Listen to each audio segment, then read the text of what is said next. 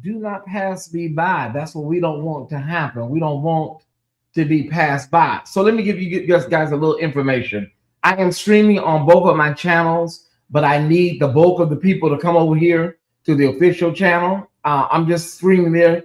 I got one more video to do, and that's this video to meet the requirements to get this channel monetized. So I'm just doing this for monetization of that channel only, y'all. So the bulk of y'all, if y'all can come over here where we are monetized, a few of y'all can stay over there, and we need a mile or two to remain over there. But if we get the bulk of y'all to come over here to the official Tyesse Report where we are monetized, we would appreciate that a great deal. All right.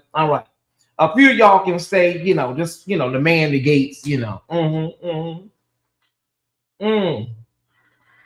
But the vast majority of the Thai Squad, please come to this channel because our viewership is based on our monetization is based on viewership, and so that channel is not monetized. So just all y'all being over there is not doing anything. It helps with some things, but not a lot. All right. So if y'all can come on over here, heading to the main sanctuary, maybe 5 of y'all can stay behind, a few of y'all can stay behind. But everybody else that's on that channel, as far as visitors, y'all can stay over there. Okay, visitors, new, people, y'all can stay over there. All right. Okay. Thank y'all so much for tuning in today. I said to myself, myself said, I said, and I'm watching both. I got both cameras on, so I'm watching both chats. All right.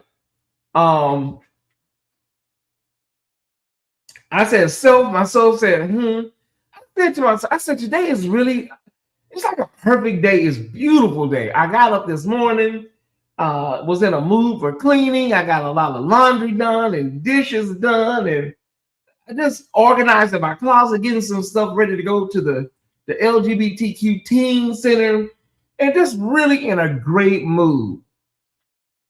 I was going to go out, peek my head out the door, felt that humidity, and I was like, I'm good. I'll try again tomorrow because I had got a late start. And so I decided to order lunch in today, and in bed, watch one video of somebody, I forgot who it was, but watch one video of one person, and that video, no, I know what I was watching. I was finishing up the video about Herman Murray. That's what I was watching because I had watched maybe 30 minutes of it and still had another 20 minutes. Remember, we talked about that last night. So I was watching a Herman Murray video about that scandal and finishing that up. And when that video completed, another video started. It gave this little countdown and it said it's about to start. And I know this guy, all things theology. I know him. I don't know him, but I know his blogging, right? So I've seen him in my timeline, in my feed before. I've seen this guy around, And to be honest, I was going to actually address some things when I saw him address Anika Wilson Brown. When I saw him address, her. And then I ain't going to be honest. I said, I knew when she did that sermon, I already knew that it was going to trigger these people. So I said, he said, it ain't even worth it. It's not. So I had the thumbnail made and everything. I told my brother, Dr. Tony, I said, baby, I was getting ready to come and wear these girls out real good. And then I said, you know what? Sometimes, baby, listen, let these people be triggered. And I moved on with my day. I moved on, deleted the thumbnail and everything, right? And so, yeah, okay. That was that. Okay. Thank y'all so much for coming over. We still got a nice crowd over on the Black Gays. I appreciate that so much. And so that video came up in my suggestions right after one video concluded. That video today that I saw today came up, and I was like, okay. And I'm not trying to make myself important. But on one of his videos, I put their churches do not have orientations. I remember not even 2 weeks ago, I put in his comments, churches don't have orientations, because he had put gay church or gay churches, and I'm like, okay, why are we doing this, sir? Why are we doing all this? What's this for? You know, I had already dealt with that Rock Lee situation. We had, filed his dismissal papers. We were done with him. I'm like, well, what are we doing this for? Why are we doing this? And so I'm not trying to make myself important, but I wonder if he put that in this title as a retaliation for my comment. I really do.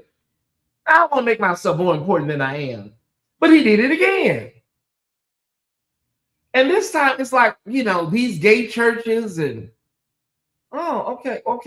Oh, God. Whew. My goodness. Let's do a lint check real quick, y'all, because y'all know. Okay. Oh, here we go again. Yes, sir. Let me give you just a little background into this guy, K-Dub. Do you have any picture? Okay, his name is K-Dub. All things theology. Okay. And he's like, he's from the self-righteous sector. Everybody's going to hell. Everybody is, y'all know that sector. And so they believe in the Bible. Literally every word is inerrant. There's no room for nothing. Just that's what it said. If it said that you are a slave and you're to be happy, then you need to be a slave and be happy. There's no room for interpretation. Okay. All right. So then I'm okay.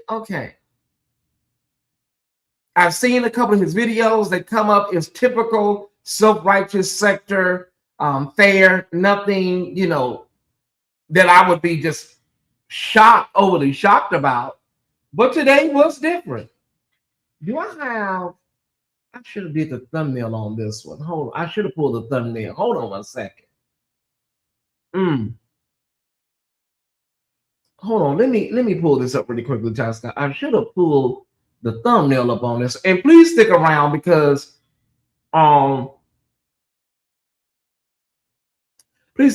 have a 15-minute conversation about something else that's going on after this recap. Okay, so please stick around. Okay, it's called This Is Crazy. The thumbnail, This Is Crazy. The gay church hates the Bible. That's the thumbnail. It says the gay church, and then there's quotations. The gay church hates the Bible. Here's the problem. And the video is about 27 minutes. I watched all 27 minutes, right? And so, like, wow. Okay. And so Christian A. Smith, who I love, really great guy. Christian A. Smith, he was the focal point of this video, right? His panel on his channel, he had a panel, and it was a conversation that I haven't got a chance to go watch. But what brother Chris K-Dub, I think his name is Chris. Let's just call him K-Dub. All Things Theology. He had a problem with Christian A. Smith. He has a problem with the lady that was there giving her testimony. I believe her name was Dr. Pamela. Her name was Dr. Pamela Lightsey. And I have her bio. Let me see if I can pull her bio up really quickly. Let me pull her bio. Okay, we got it right here. The Reverend Dr. Pamela Lightsey, the first out Black lesbian elder in the United Methodist Church, was raised in West Palm Beach, Florida in the 60s. Her father was a day laborer. Her mother was a domestic worker with limited financial means. Her upbringing was filled with rich culture teachings at a time of national turmoil. After Dr. King's assassination, the burgeoning Black Power movement in the U.S. led adults to instill in their children a deeper and more powerful sense of pride in being Black. In addition, hold on a second. In addition to her parents, her godmother, an educator, was influenced by such scholars as W.E.B. Du Bois, helped Pamela realize at an early age that the way to improve one's life was to learn. well, and remember, and to remember, your learning must excel your white peers to be considered on par. This was the way of the segregated South. And so she was on, and she was giving her testimony, and it just seems like a phenomenal lady. And so he set it up. Brother K Dub, he set it up.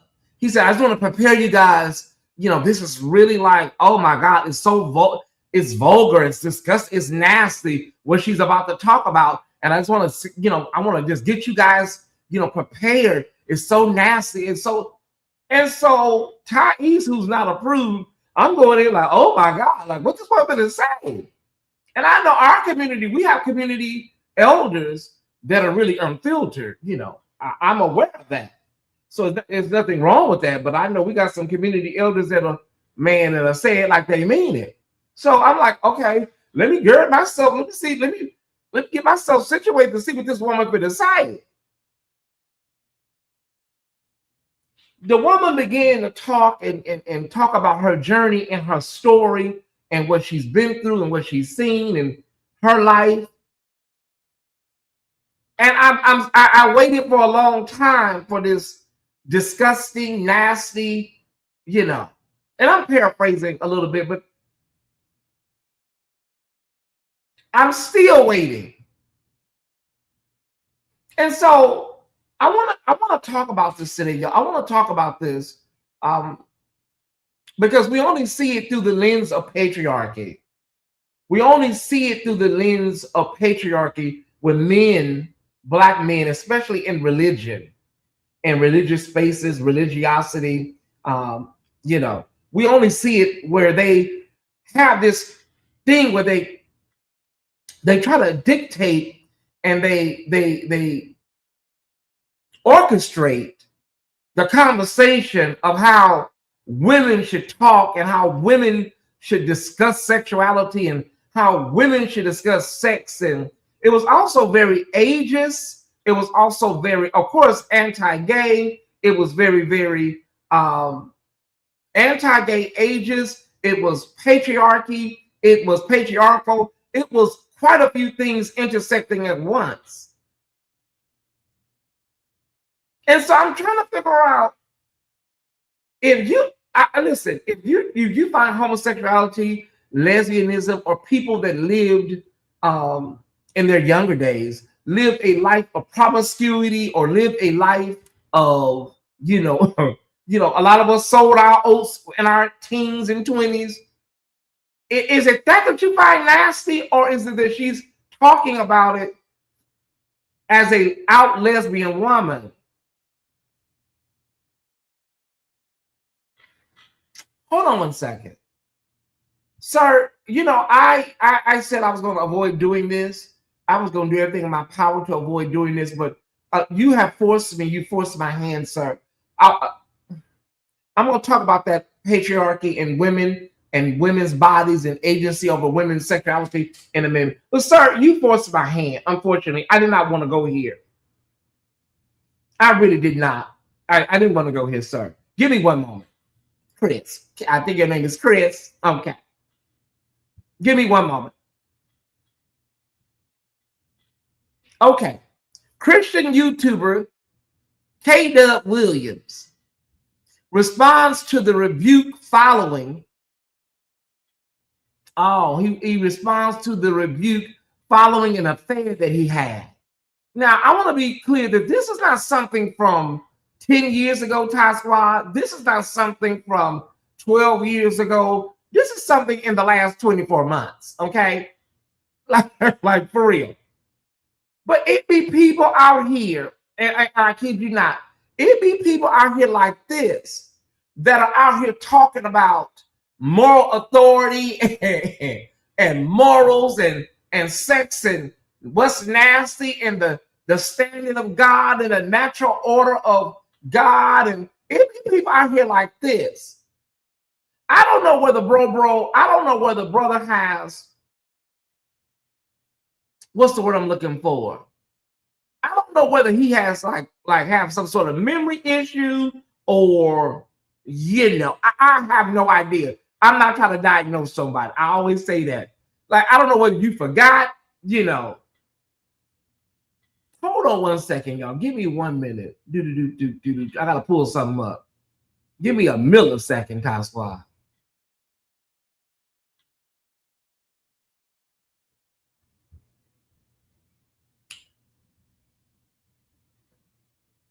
1 minute. Give me one. I need to pull this up. Oh, we got it. There we go. We got to move this over here. Okay, move that. And then there we go. I be trying my best, y'all, to just kind of like do my liberation work on the weekends here on the and do this and just kind of keep it peaceful. I don't really bother nobody. I don't really bother nobody that I know of, you know. I just try to do what I can and keep on rolling down the road. Okay, so we got it. All right. So this has been in the last I would say 24 months.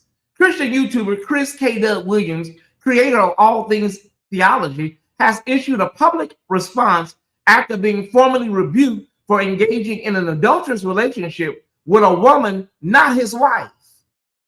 Williams, a Christian YouTuber who once reached 90,000 subscribers, runs the All Things Theology channel under the handle KDub.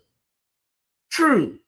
His content spans topics like Christian hip hop, Christian culture, insights, and in-depth sermon critiques.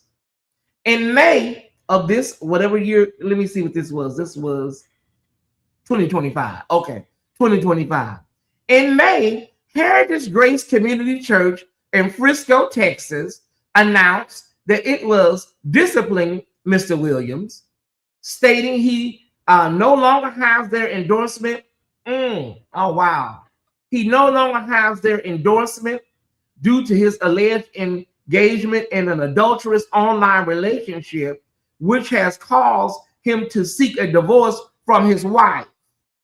Our sourcing on this is Ministry Watch. Our sourcing on this is Ministry Watch. I'm going to read that one more time because there may be some unbelievers in the back.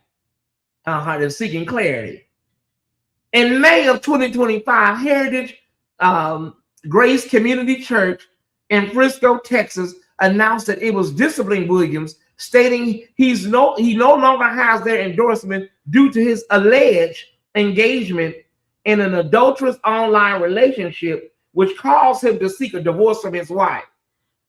Chris has been placed under church discipline, according to Matthew 18, for continuing to pursue an online long-distance adulterous relationship with another woman while married and habitually living a double life.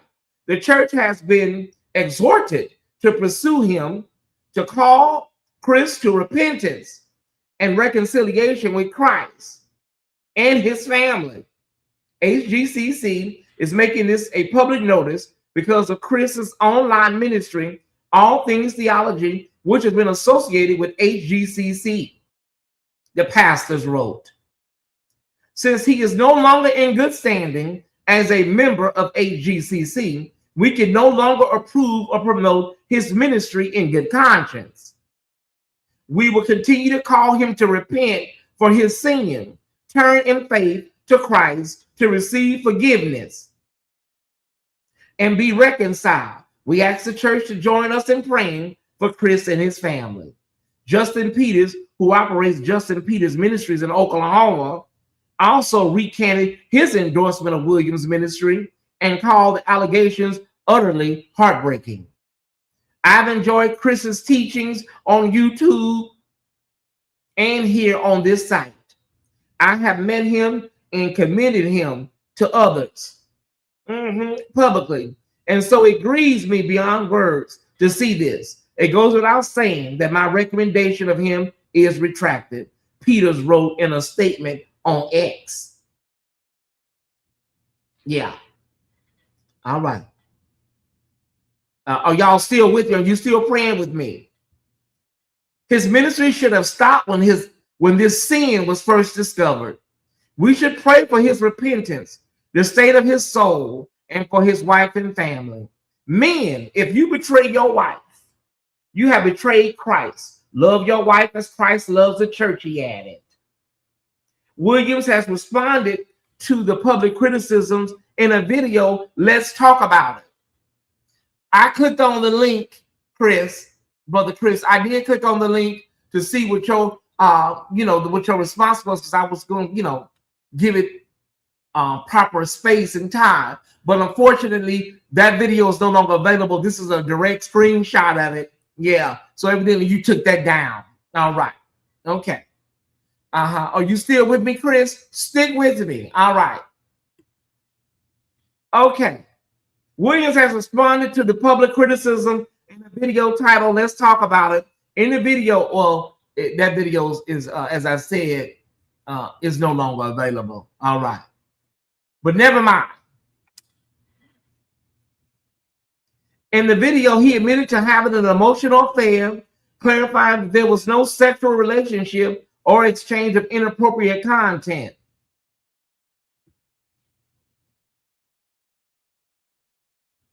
Tyesse, don't do that, Tyesse. Don't say that. That's just okay, leave it alone.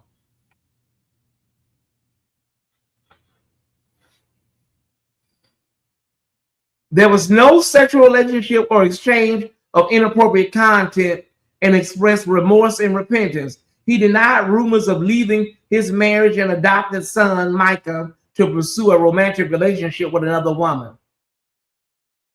Still, in a comment pinned underneath the video, Williams admitted that the marriage was ending. Let me say again, I was wrong for having an emotional affair. I make no excuses for this. Things were said that should have never been said. I will say I haven't abandoned Micah. I see him weekly and desire to still be in his life if I'm able to. I love my son, he said. Unfortunately, there were many problems in the marriage. I'm willing to take responsibility for my part I played in it. Please forgive me all. But unfortunately, this relationship is ending. I won't give the details. Please respect my privacy. I thank you. Williams' wife, but hold on one second. Hold on. But see, when Dr. Pamela Laxey was over there telling her story and telling what she'd been through and what she survived and what her life consisted of, and she said it publicly, you had a problem with it. But when you want to, okay, discuss your stuff, you want everybody to respect your privacy. Oh, is that how it goes, Chris? I told you in the thumbnail I had time today. I do. Even if I have to push Patreon back 30 minutes, I have time. Okay. So, back to what I was saying. Unfortunately, there are many problems in the marriage. I'm willing to take responsibility for the part I played in it. Please forgive me all, but unfortunately, the relationship is ending. I don't want to give details. Please respect my privacy. Thank you.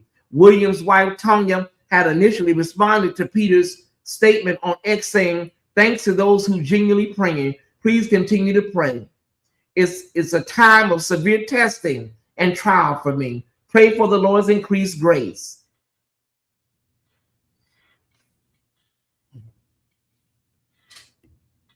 Sir, I don't know what you did with this woman that you was online with. I don't know. Of course, we're going by what you said. It was emotional, nothing sexual, nothing illicit was exchanged. Those are your words. And we just have to take you at your word. That's what you said, okay? You said it was very emotional. Y'all had an emotional affair and nothing sexual happened. Okay, and we have to take your word for it. All right. Anyways, moving back to what we were talking about, y'all. So, are y'all still here? Y'all let me know y'all still praying with me today. Hold on one second. Yeah.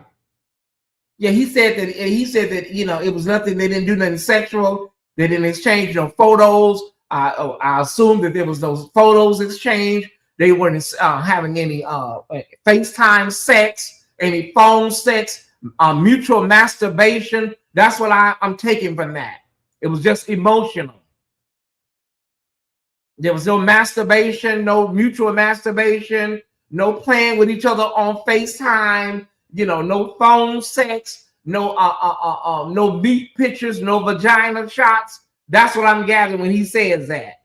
None of that happened. I guess they just talked on the phone and chatted with each other and gave each other emotional vulnerabilities. That's what I'm assuming that happened. So the only thing you can do is take people at their word. Okay.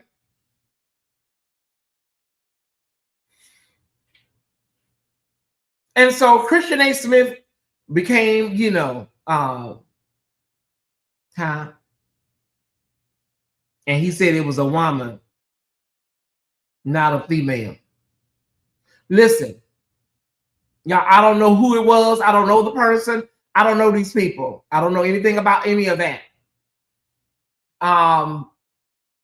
But Christian A. Smith became the target, of course, and he wants to debate Christian A. Christian A. won't never, won't ever respond, or doesn't want to.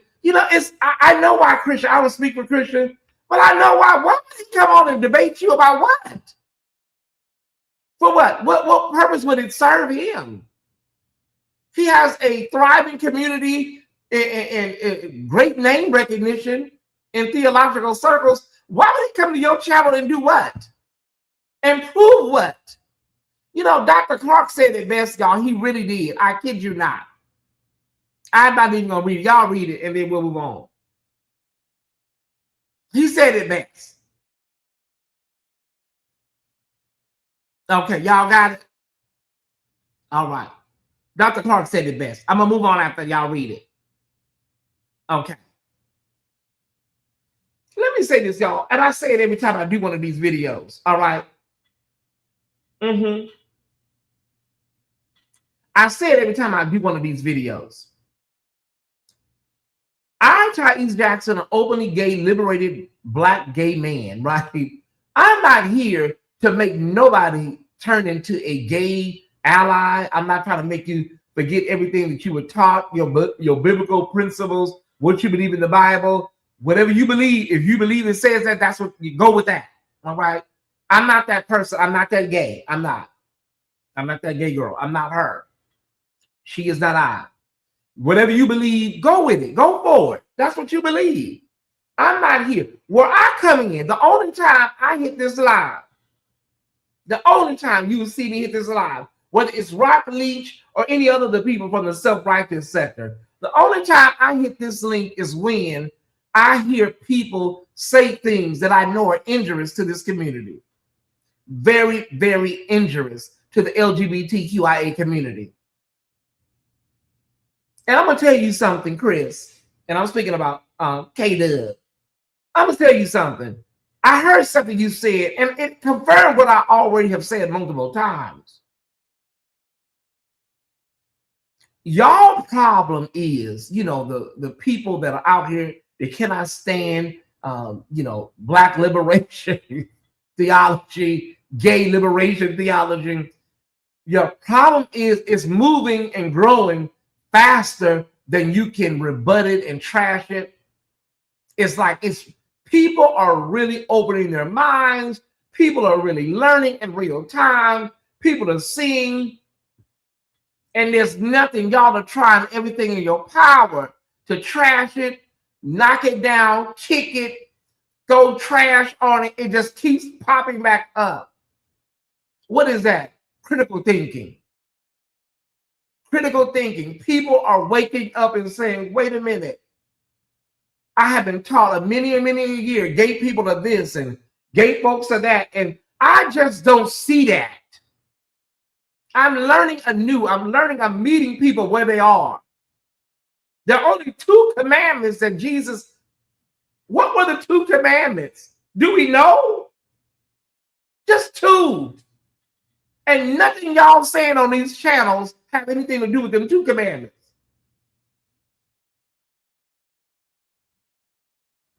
But I know one of them is love thy neighbor as thyself. Am I right or wrong? Am I correct?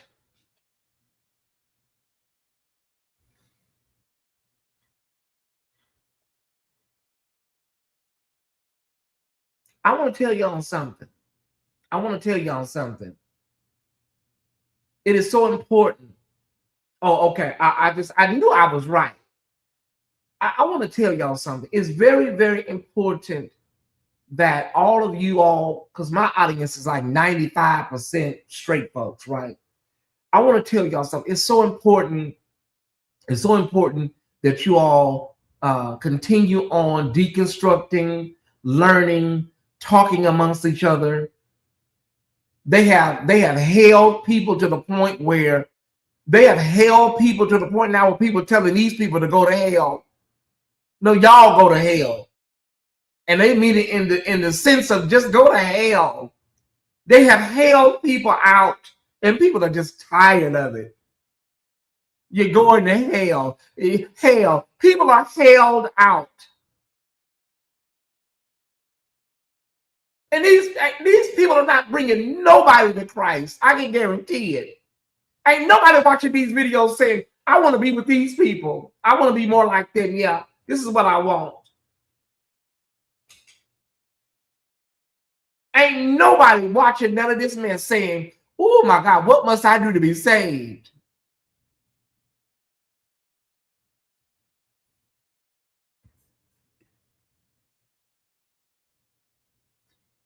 There was this discussion he was saying about gay people and promiscuity. And then he said there was a study. He said there was a study, they go through a lot of partners and they go through a lot of, people that they have, I guess he's, being intimate with. And there was a study, and I forgot what the study was. I'm not even going to dignify all that. I don't have to even dignify any of that, sir. But I will tell you this. A lot of y'all, with all this stuff y'all be having in y'all past and not even past at this point, but in your recent, files, just stay away from morality. Just like for real. Just stay away from morality. I think like if you have a lot going on in your own personal life, just stick to Daniel in the lion's den. The 3 Hebrew boys. Do stuff like that on your channel. Just stay away from morality. But I want to get back. Stay away from morality. I want to get back to Dr. Pamela Lightsey and how the facial expressions he was making while she was speaking, and when she said certain things, he made certain facial expressions. Let me say this, y'all. Patriarchy in the Black church is real. Black women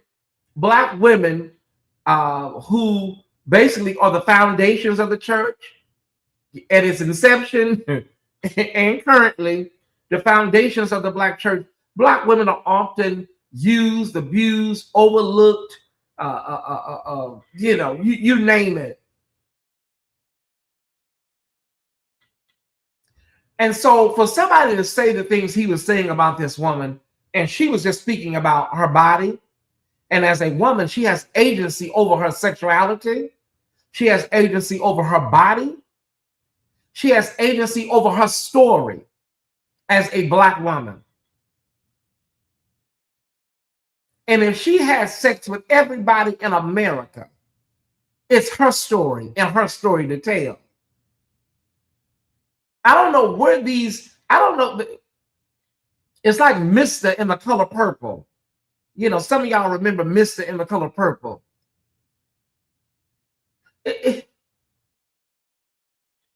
There's a scene in The Color Purple where Whoopi Goldberg Seeley is speaking up, and he said it was so it's cringy almost. What's wrong with you now? Does anybody know what I'm talking about? Are there any Black women in the audience that know what I'm talking about? If you know what I'm talking about, can you put some red or pink hearts in the chat? What's wrong with you now? The first time, she finally was able to use her voice. Any Black woman in the chat that know what I'm talking about, Put a red or a pink heart. What's wrong with you now? What's wrong with you? I'm telling you, you're a low down dirty dog. That's what's wrong.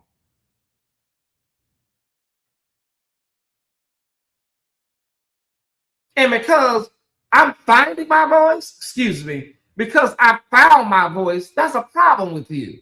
So Dr. Pamela Lightsey, if she has sex every day of the week, every day from Sunday to Saturday, it's her story to tell.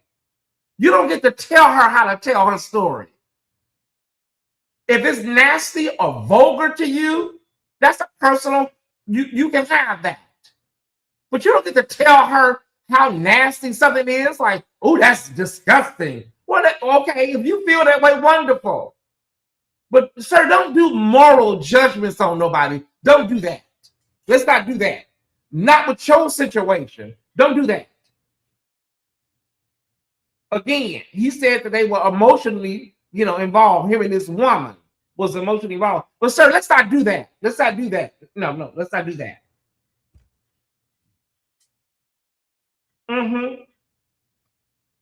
And don't even talk about us Black women preachers. I was speaking with Tim Bree earlier because I called her in preparation for this. I wanted to run something by her because, a part of this problem they have is there are Black ministries, there are Black churches that are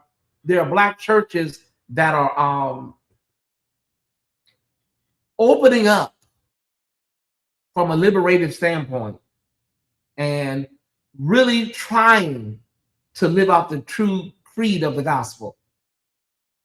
And these churches get dragged, y'all. They get dragged.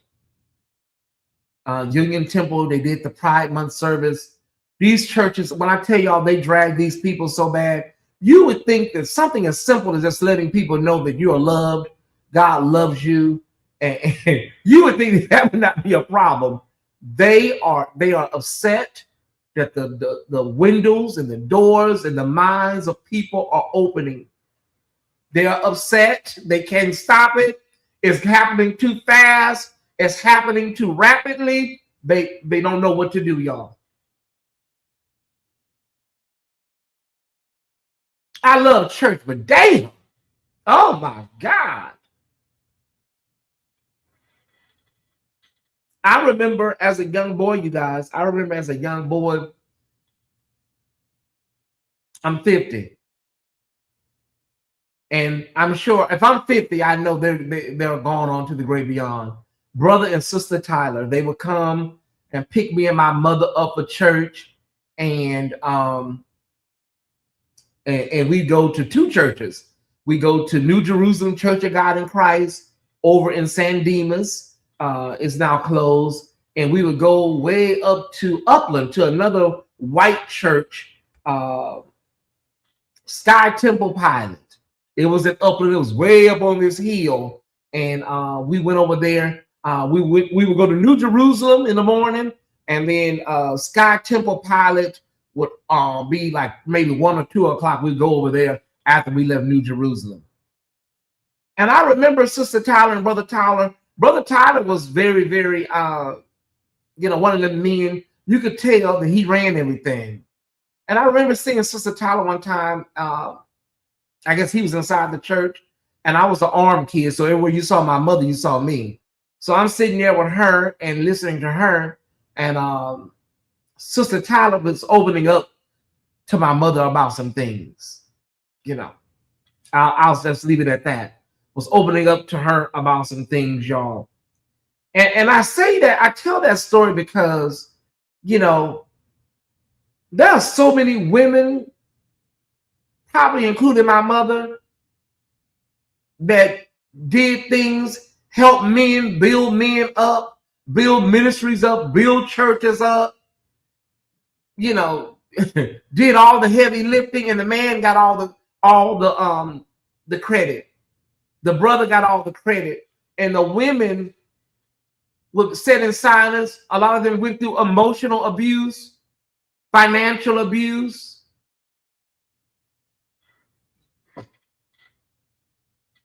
And so when I see people talk, and the way he was speaking about this lady, it was slightly triggering. It really was.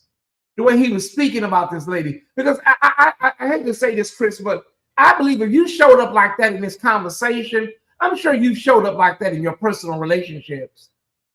You know, the way you showed up talking about Sister Lightsey, I'm sure that's how you feel about women that you may have been in intimate relationships with as well. It could be an assumption, but that's how I feel.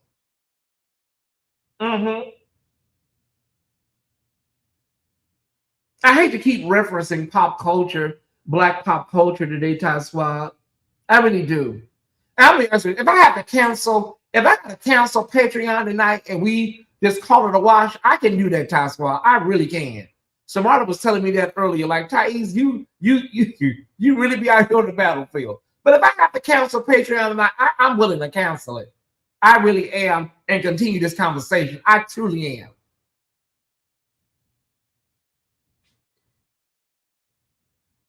Not to mention keeping these men secret so they can say, yeah, Arvell, yes.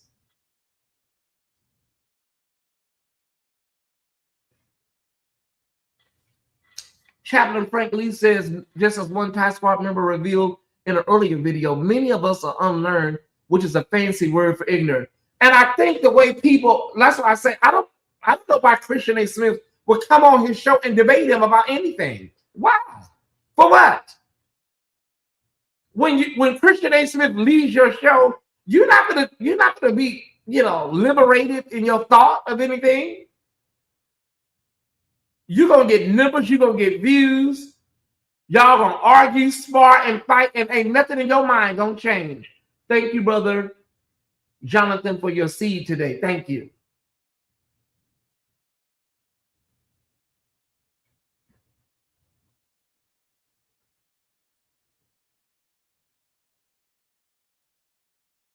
I got you, Dr. Saylor. I got you. Evidently, a lot of people know this guy, All Things Theology. I didn't know that. There was some people that inboxed me some things about Rock Leach. I never revealed them. I was like, nah, I'm not doing all that. I ain't doing all that. Because first of all, I don't know if it's true or not, but it's and Rock was always kind of like a decent guy, as far as I'm not doing all that. Because I can't vet this stuff, y'all, but But like everything has a past. That's my thing. I don't like weaponizing people's past. But when you do something like this, I have to I'm gonna have to go. Because I was trying to stall all that out.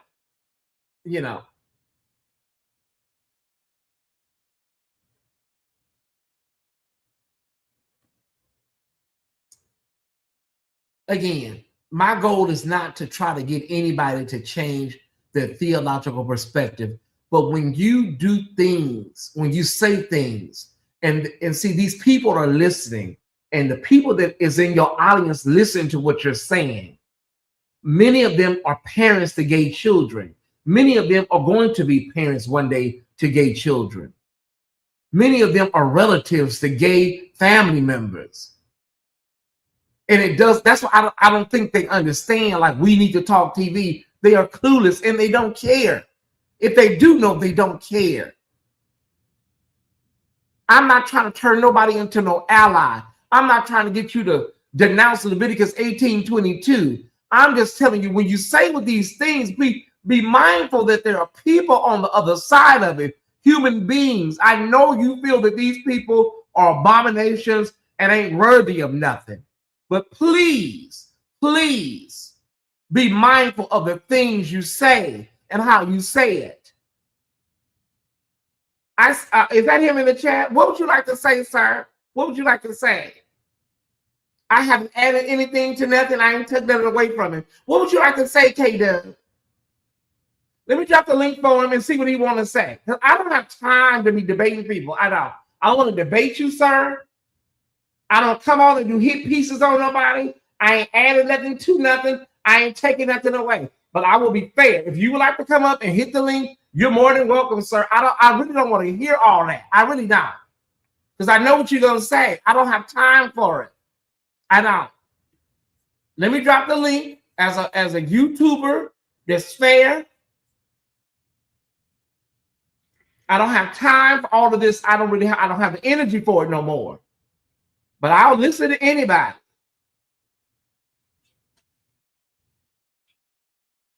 Now, did Ministry Roch get it wrong about your affair? You come up here and straighten that out.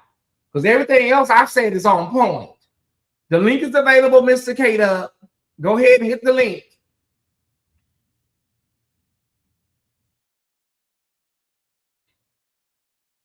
Oh, I'm on the oh my God. I've logged into the wrong page. Okay. Oh well, you know what? It's doing both. Okay. I would love for you to come up. Would you like to come up? I would love for you to come up. If you would like to come up and say anything, pro or con, I can take it. Feel free to come up if you would like to address the audience. Are we missing anything? Am I missing anything?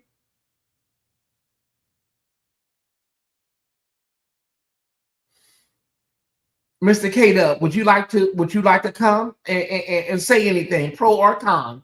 Please feel free to come up. Let me say this. So I want to be clear. We can agree to disagree and still love each other, unless your disagreement is rooted in my oppression and denial of my humanity and right to exist. Okay, that's where we start. Point A, right there. Point A, that's where we started. We can agree to disagree. And we can still love each other.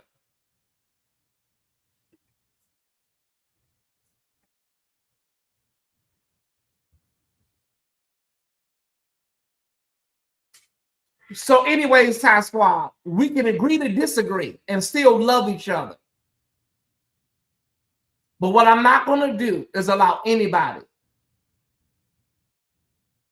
to say things.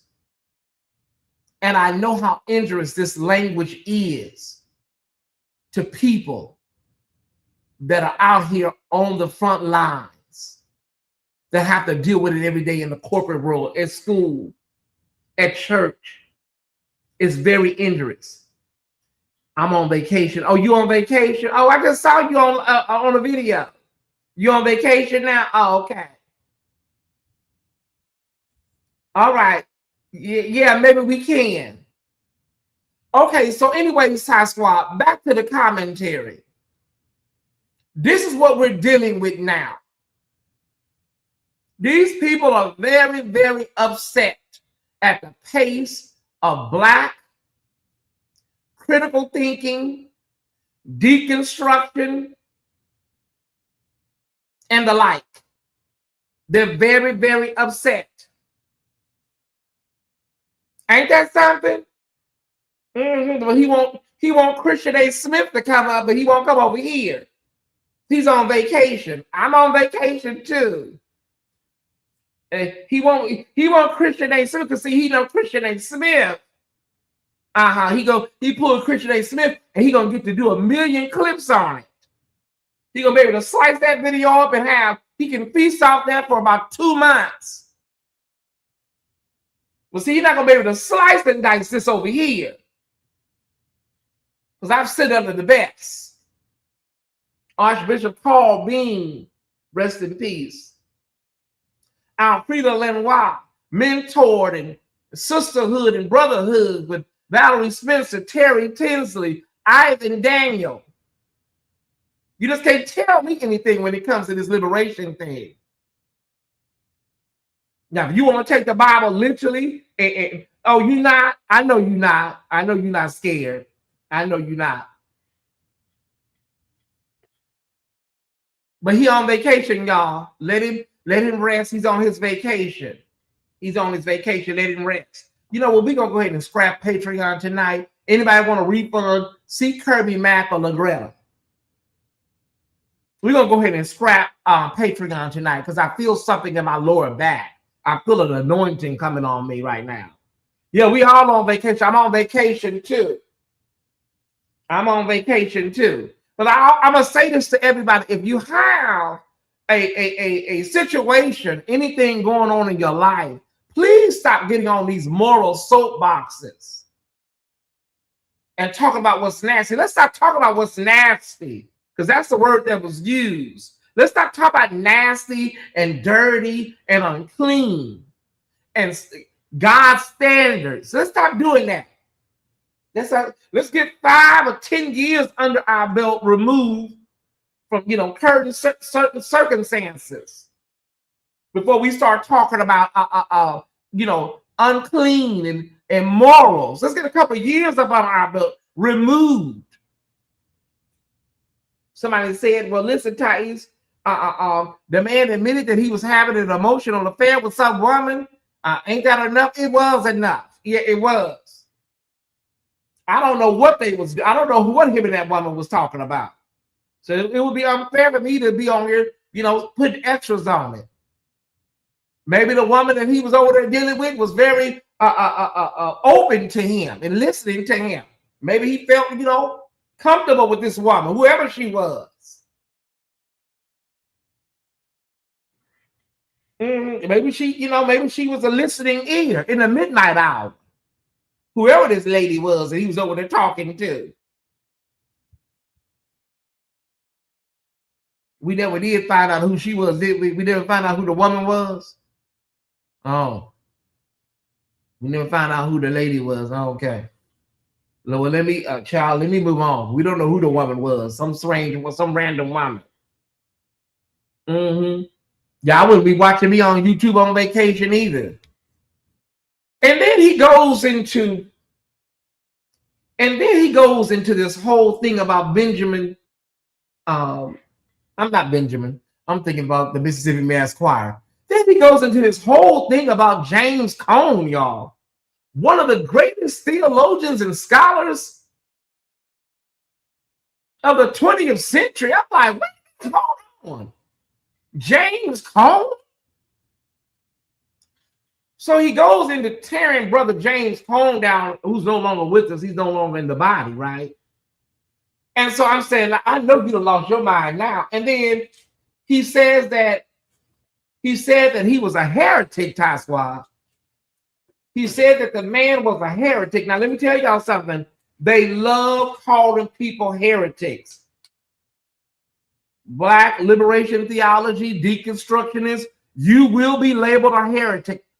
Guaranteed. I'm gonna drop this link. For some of y'all because I feel somebody want to come up and say a few words. And I'm saying to myself, Brother James Cone, I remember him on Travis Smiley, the State of the Union. He would shut it down every year. And I'm saying to myself, this man a heretic. But I'm letting y'all know now, for those like Carlton Pearson and so many others, y'all, that are breaking down and deconstructing and dismantling these oppressive systems, I'm telling y'all what I know. These are people that are going to be always castigated and maligned, even when they're no longer in the body.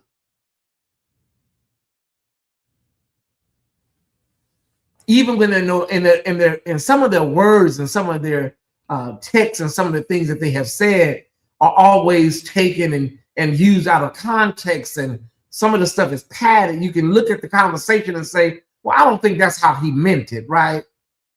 And of course, it's up to interpretation, of course.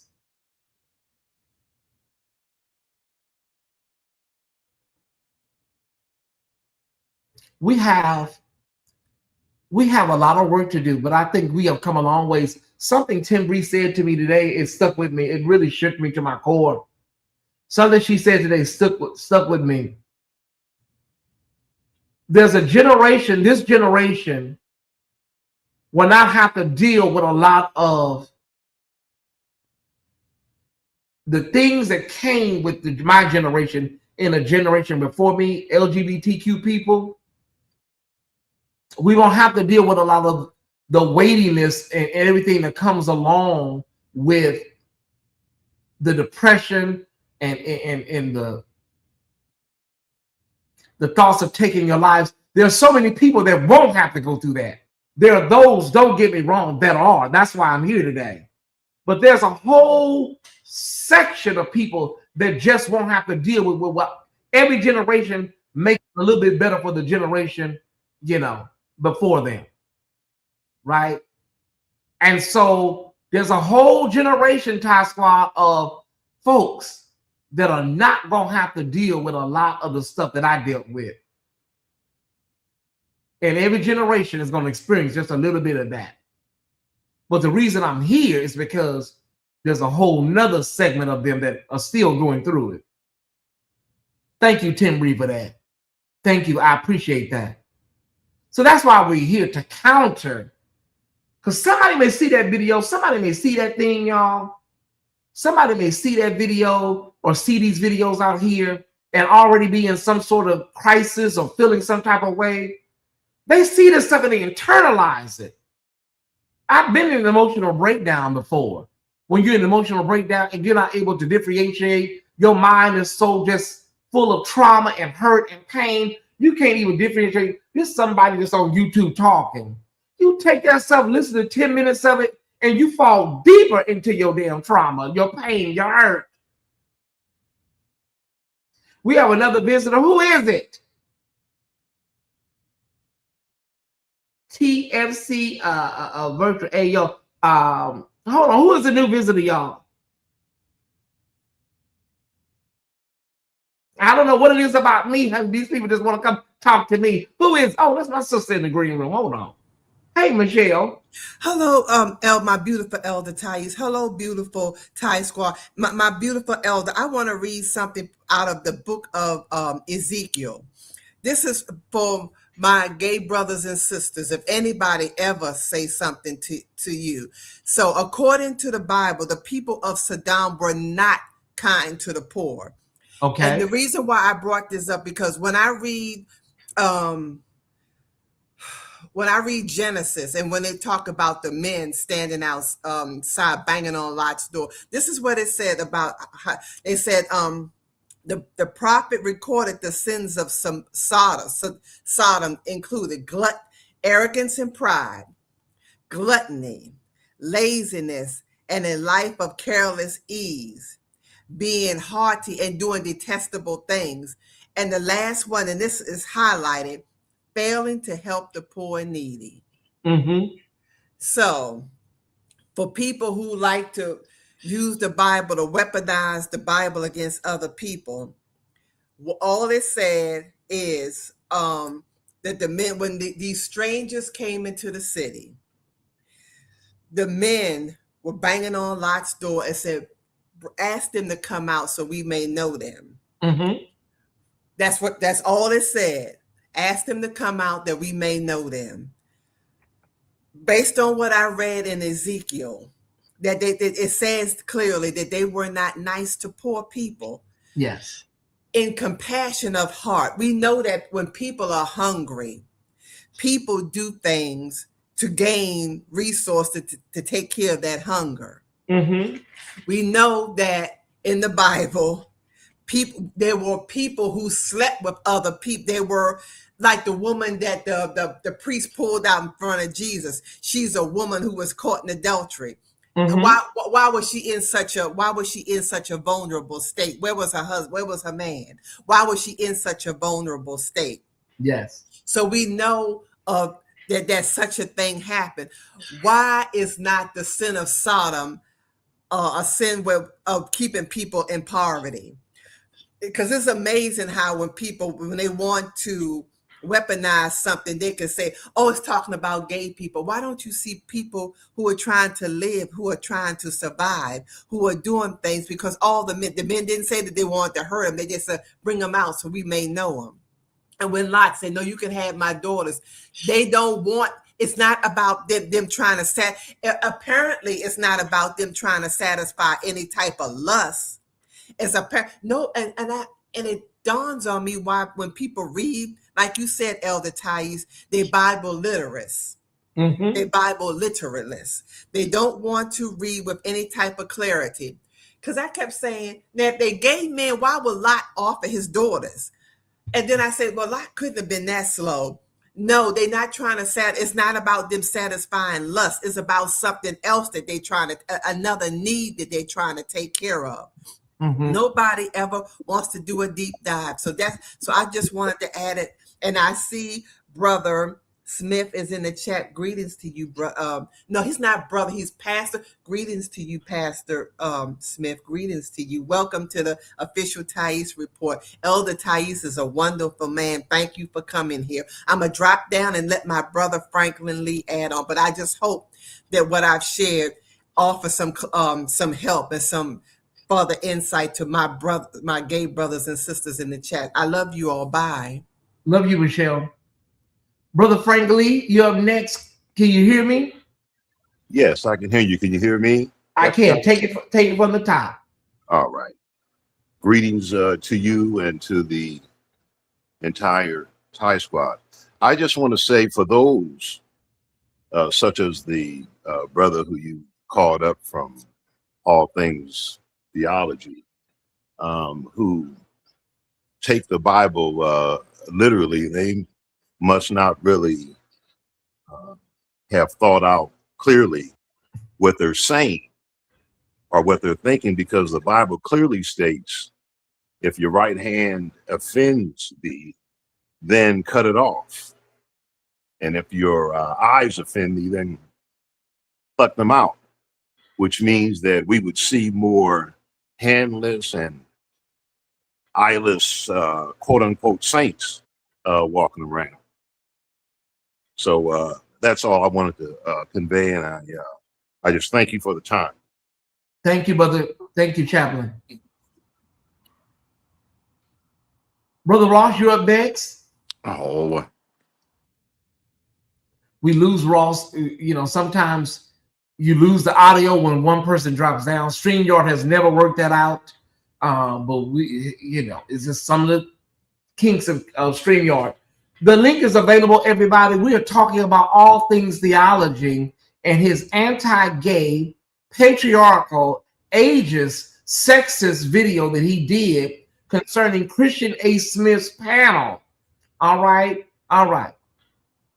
Go ahead, Ross. Hey, Ty, mods and fam, and everybody that came before me. It's good to see y'all as always. Ty, there are so many layers to this. And in the words of our ancestor, Tina Turner, aka Anime Bullock, I'm gonna quote her and I'm talking directly to the global impact leader. I don't know what globe you impacting, but in the word, I don't mean it like that. No, it's not global impact. It's all things theology. Oh, all things theology. I'm sorry, I'm getting the two confused. Sorry about that. Yes. Yeah, all things theology. That's it. I'm sorry. All things theology. In the words of Tina Turner, Anime Bullock, is that all you got? Because I watched this professor. I think he's from Howard University. He's a prestigious black man, and he's an elder at the Howard University. He's light skinned, older, and he has like a slunch, like a humpback almost. He was just talking the other day about the main problem with the black church is that the black church has embraced white Christian nationalism. And he was talking about nowadays, the black church, all you hear now is messages about LGBTQ folks and abortion.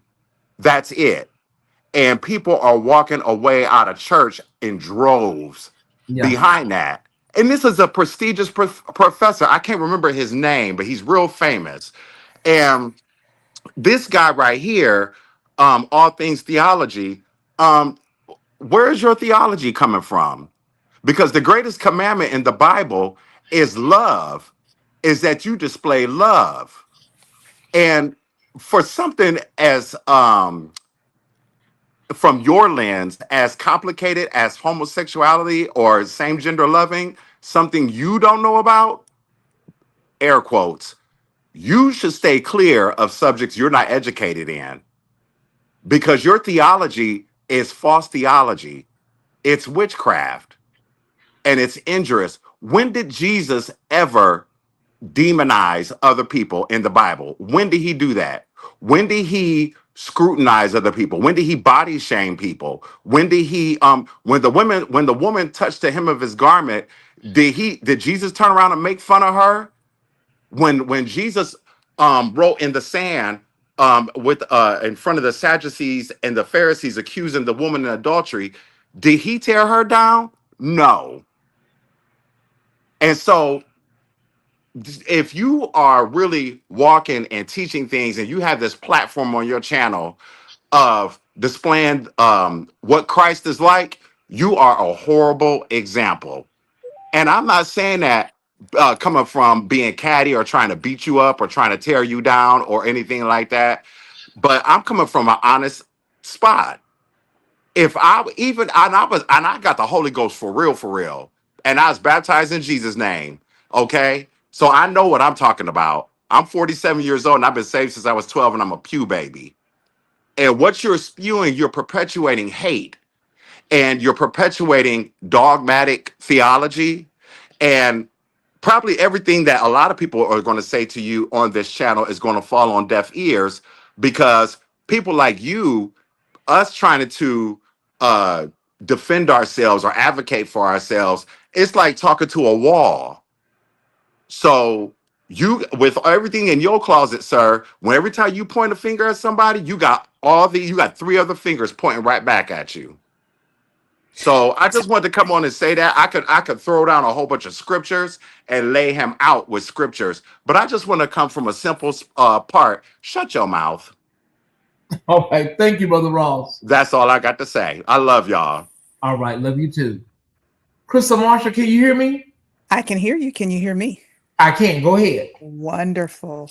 Listen, I happen to be a sib, a family member of TFC, and I was there for the live chat in Patreon when Dr. Lacey was there. And let me tell you something. She was phenomenal. And when given 3 minutes to introduce herself, she took her 3 minutes and turned the room out. Turned the room out. Sex positive, unabashed, no, just I am who I am, I was who I was, and that's my business. And it was powerful. It was very powerful. And more of us need to get to the place where we can do that. All things theology, bruh, it's a tired conversation at this point, right? Yeah, I'm exasperated. Ty, I thank you for standing in the gap for our sibs who don't understand that they don't have anything to prove to these dogmatic clowns. For our for our brothers and sisters who, and even people who are eventually going to become an ally like myself, who don't understand yet that you can think and grow differently. Thank you for standing in the gap and having a place where people can come and hear the truth. But for him, it's tired. Ross, you were on point when you said many times it falls on deaf ears. People are going to believe what they want to believe. And you get to a point in your deconstruction where you start to realize that's their business. That's on them. The point of contention becomes when you're saying things to harm other people, when you're so on the battlefield that you're taking out all the men. And it is white Christian nationalists. It is the way of America. And so it's a shame for Black people to fall into, this pit. However, I can remember a time when I was in the very same pit. If I can get out, you can get out too. But you have to want to get out, and you have to want to stay out, and you have to want to do the work, even when it's uncomfortable.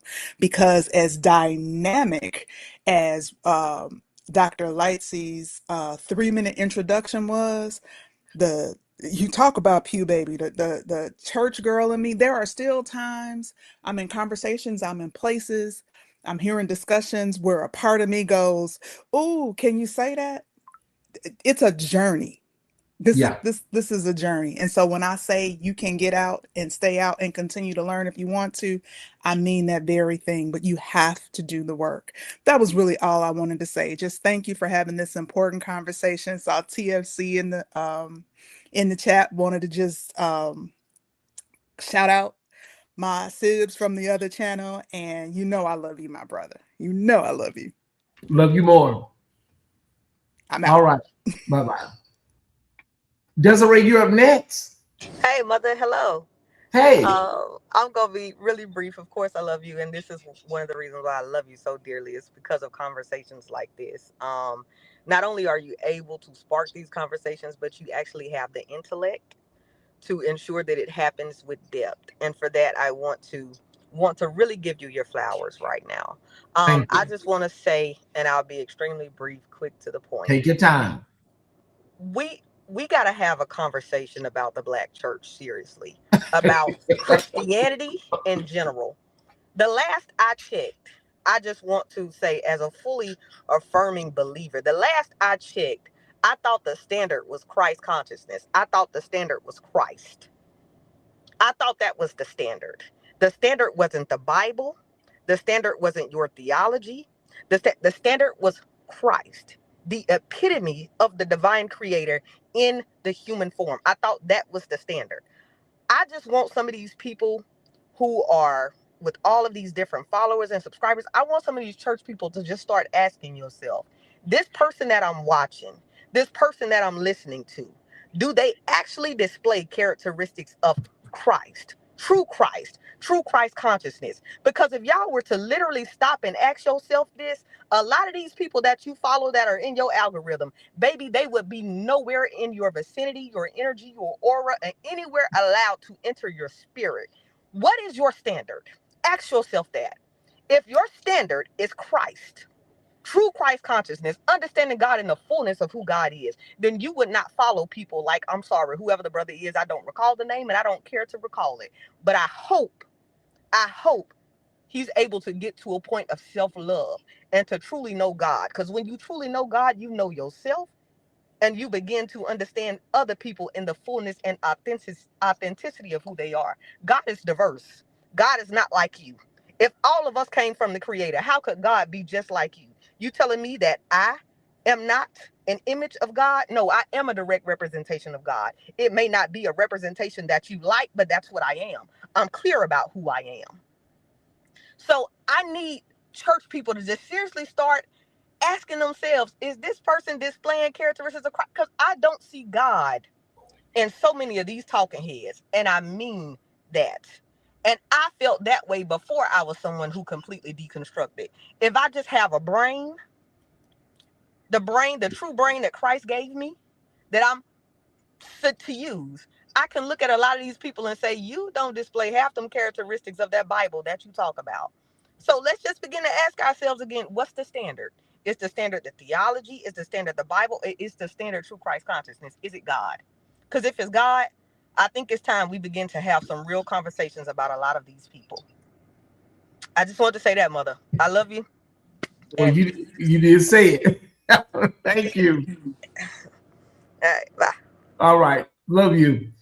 Lindy, I'm going to bring you in, then I'm going to bring Timry on. So, Lindy, go ahead. Yeah, I just wanted to say just a couple of things real quick, and I know part of this is the first thing is deconstruction is not bad. It's not. We have to rethink this whole thing of going from a dogmatic place to a non-dogmatic place in our thinking and our theology. Nobody who deconstructs, or just from my understanding, none of us on this channel who have deconstructed us is saying that God is not real and you just do whatever you want to do and to be a bad human in any of these things. I think the problem that we have with people like All Things Theology and others is, my second point is, we got to stop dehumanizing people. And I know that's something that you say all the time, with seeing LGBTQ people as not people, robots, or, people that are less than or not worthy. And it's just from our manner of conversation and the simple things of placing them in groups of people who mess with children or people who do things that are despicable. Those conversations are the microaggressions that we have against our LGBTQ brothers and sisters. And you don't have to be that to see them as human. That's the part that angers my spirit, right? You don't have to agree with people. I don't necessarily agree with other people, white, black, blue, or indifferent about smaller things, but you just to see them as human beings to begin with and understand that they have feelings and they're people who require love and want love and want to be seen. The same things that you expect people to see out of you, you should see out of somebody else. It doesn't matter what they identify as far as gender is concerned. It doesn't matter what they identify as far as who they want to love and things of that nature. That's the part that bothers me of how can you not just look at someone else as a human being? That was done to us as Black people for so long. How can you not see that? I believe it's because we are choosing to be, and I will preach this point over and over again, willfully ignorant because education is painful. Because you decide not to educate yourself. You choose to willfully be unlearned and go with what you know instead of trying to learn anything different.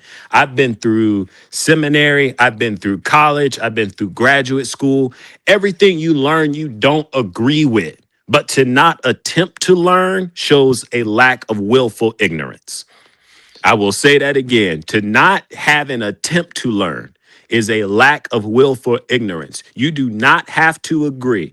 Most of my LGBTQ friends, brothers, sisters, people that I care for, people that I've mentored, that have pastored, most of them don't even care if you agree with them or not, especially those that are secure in themselves. So why do you feel the need to cast any level of judgment on someone who doesn't care? I digress. Here's the last thing that I want to say before we go to Timbri is this. In a moment with all that's going on in the world, all that's going on in the Black community with Nolan Wells and everything else that's going on, all these investigations and different things like that, now is not the time to be spewing white talking points. It is not the time to be going back and forth between white nationalist Christianity to be spewing every level and every talking point, because anyone with any level of eyes can see where you are coming from. This is not something that is innate in Black people, because what's innate in Black people is love. And Blackness, that's love. That's care for one another. Now is not the time to be spreading anything else. That's all I have to say. I love y'all. Thank you, brother. Love you too.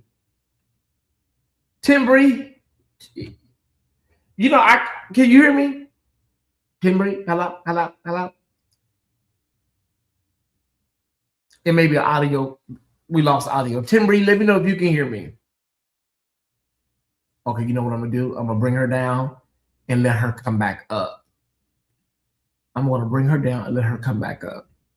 So Timbri, just re-hit the link again. Just re-hit the link again, y'all. Anybody else want to come up? Feel free to do so. Just re-hit the link again, Timbri. Somebody in the chat says, "Stop doing the work of our oppressors. That will preach." When I tell you that will preach, it'll preach in a magnanimous way. Let me see something. Shout out to Christian A. Smith that was in the chat earlier. And listen, I don't have anything against this man. I don't even know him like that, So I don't know, brother K Dub. I don't have anything against you, sir. But I'm here. I'm here doing some work. I have to do the work. Hey, Timbri. Hey, I think that I just went out. I don't know if anyone else did. You just go out, or was that me that went out? It was when you came up. There was no audio. Oh, okay. Yeah. Listen, and we're having thunderstorms and lightning. Mm-hmm. I mean, I thought my power just went out, and I says, because I saw my internet went out. I says, oh God, I just literally, we get. But I called you today. I called you today immediately after watching the video, because what I had to do was ground myself and bring myself down a little bit because I know what type of video I can do. And so I want to thank you personally for giving me the information that I was seeking, and for also being a sound voice in my ear to bring me down to the point where I can come do the work that I know I can do. Thank you, Tim Bree. Oh yeah. And God has so ordained you for just such a time as this to be a voice to the people, and a platform. Think not that we're just here just doing what we're doing. No, these conversations are ordained for such a time as this. My brother who just left off of Lindy, yes, his what he was saying, and listen, I know that he was not on our conversation when we were talking. See, this is how you know when you are speaking right and doing right, because there's something that will come in the universe that will confirm what you are saying. And clearly everything he was saying was so on point that we were saying in that God only, and the other people put it in the chat earlier. There are only 2 commandments: to love God with all your heart, your mind, and your soul, and to love your neighbor as yourself. In that, I don't have to believe everything that you say or do, and even some of the scriptures that I struggle with. But you know what? The thing of it is are you willing to sit and learn? So I think he just hit all of the main points in the conversation that we had, to just seal it, to just know that what we are talking about it is so that there are like-minded people, thinking people who understand that, hey, even if I don't agree with something, I can sit and listen to a group of people. And he says, come, let us reason together. Sit down, have a conversation.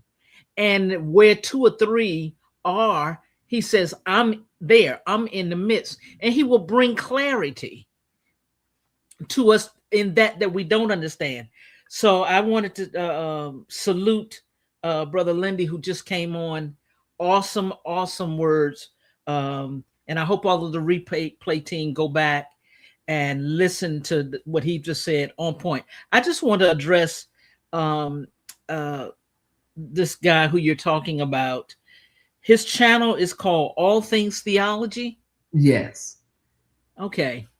That right there, that title, I think he should just change his title, name his channel something else. Because you cannot be a Black man in the United States of America. And I'm thinking that he's speaking on Black theology, because he's not anything else but Black. So how else could you speak on something that you don't know? That's number one. So him being a Black man, and he names his channel All Things Theology. Well, the first thing you have to do is be a student of theology. Okay. Let's just start there.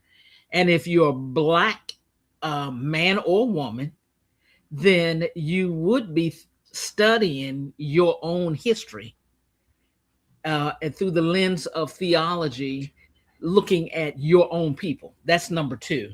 So I just made a quick list of some names of some people who I studied in theology school. Okay. Starting with the one that he critiqued, James Cohen. First of all, to not know who James Cohen is and have not studied his work, and you talking about All Things Theology, you got to put some respect on his name. Well, he said he studied him in depthly. Yeah, he has. Well, then you know what? He's got a whole. And he said he's a heretic. Okay. Well, yeah.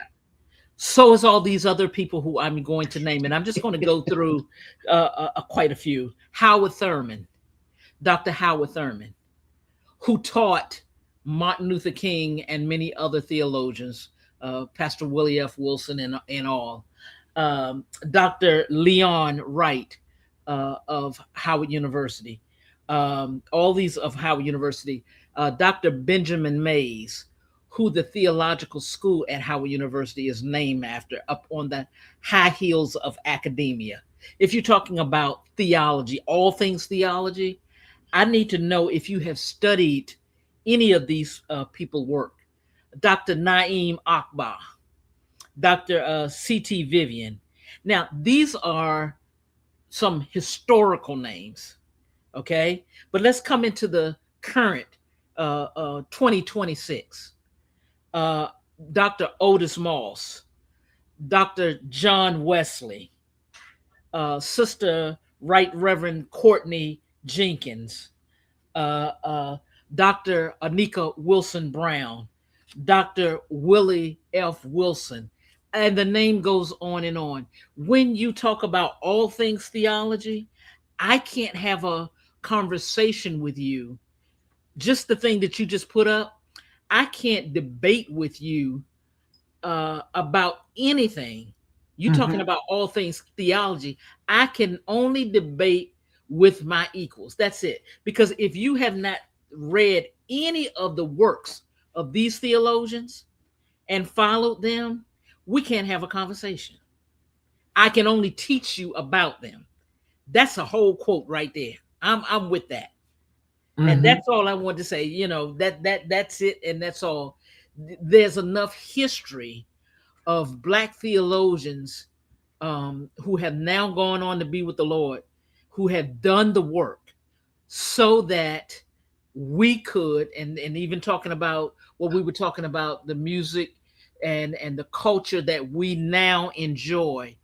There are people, yes, many others can come on, add the names in the chat and call their names out that we will never forget, because we can run because of the work that they've done. They crawled and walked that we may run. And he cannot ever come onto a platform and disrespect the work that these people have did their work, wrote their dissertations, did the work. And and I need to add on to that, Cornel West. I don't even want to leave him out. These theologians have done the work and have written the books, and it's out there. And for you to be willfully ignorant in a day and time as this, and you're coming for the theologians, that's why your name is out there in a way that's not good. That's why your name, it's not that God has to expose you of all your proclivities and everything. It's you are out there tearing down people who have invested and done the work in their community to educate their people. So if you want to come for those people, then your stuff is out there then. So don't get mad and ask for privacy when you're coming for the people who are doing the work out in our communities to make our lives better and work and do the work that we need to do. That's all I wanted to say. All things theology, do some research on the history of the Black church and our Black theologians. And there are many. But you can't come for James Cohen. He is history. He is history. He's our theologian who have done the work. And yes, you call him a heretic, but we also need to know and understand Church of God in Christ, when it was started, C.H. Mason was considered a heretic. Yeah. We have to understand that when you're talking about and tearing down the Black voice, the prophetic voice, Martin Luther King, he's got a statue now here in Washington and everywhere, but he was once considered a heretic. Now is honored as one of the greatest men that ever lived. When you start out, you are going to be a heretic. And I'm going to end with this here. Luke, I know it's Luke 25. I want to say, I forget, down toward the end of the chapter, but Luke 25 is the story of the Samaritan. who stopped by the road of Jericho to assist the person on the Jericho road. Here's what I want to say about that young man who was on the Jericho road, that everybody, the priest, the Levite, and everybody walked past. You remember that story there, Ty? Yes. Let's just say that person who was on the Jericho side of the Jericho road was an LGBT person, or a Asian person, or a Black person, or one of the Hispanics that the people who were just putting on the masks and snatching them up off the roads. The people who just, and I'm getting a brain freeze, but those who were returning all the Hispanics back to their countries. ICE, yes, thank you. Let's suppose that was us on the Jericho road. That goes back to what I was just saying about my brother Lindy, what he was just saying. Put ourselves on that Jericho road, and everybody walked past us because why? We were deemed unclean. The priest walked by him because he was deemed unclean and he didn't want to touch him, for ceremonial reasons. And then the priest walked by him, the Levite walked by him, and everybody walked by him. It wasn't until the Samaritan walked by him, picked him up, took him to the inn, and told the innkeeper, bandage his wounds and take care of him. And if I owe anything when I return, I will pay. What I want to tell everyone who feels like that marginalized person on that side of the Jericho road, I did a sermon a while ago, the anointing of your rejection. The Levite walked past the young man on the Jericho road. The priest, now they called the pastor, didn't want to touch that young man. And I remember one of our gospel singers a while ago, no one wanted anything to do with him because a video leaked. That's when I preached that message. When the video leaked, there was a top-notch choir director here in the DMV. I know you're talking about. Yes.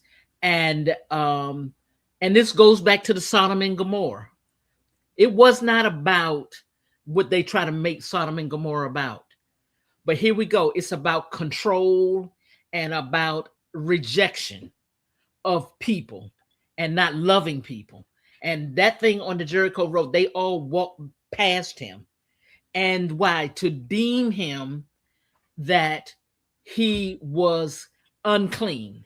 And that's how they see us as human beings. That's just how MAGA sees us now. We're filthy, we are unwanted, we are wretches undone, and we don't belong.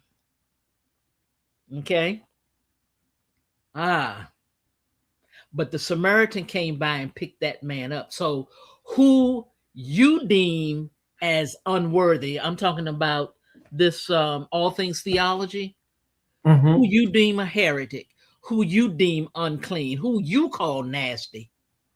I'm so glad that God's got somebody who will stop on that road, that Jericho road, to pick us up. And there is an anointing in your rejection. While others rejected you, all things theology, be careful how you reject others.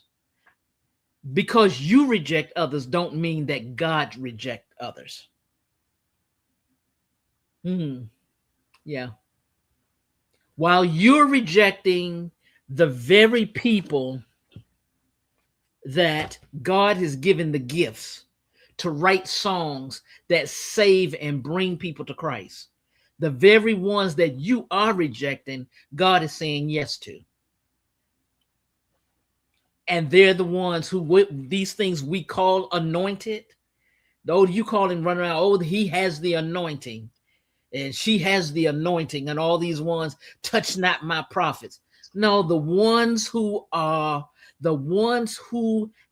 the anointing, The ones who have the gift are the ones who are doing the work.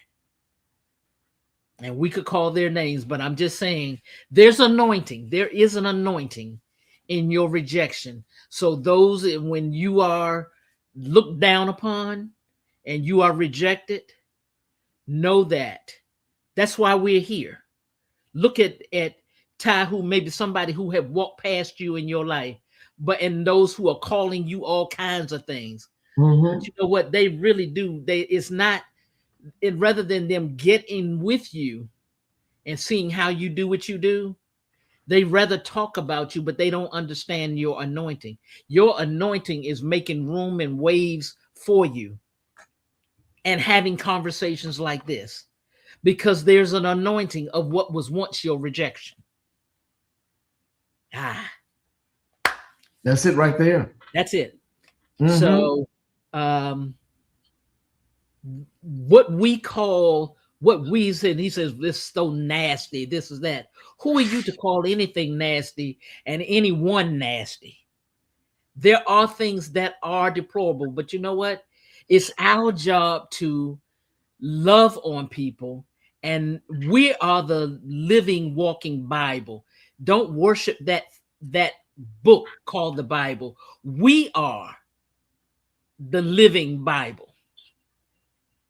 And if we be the Bible, and if we can show people by example of who we are, then maybe someone will want to follow us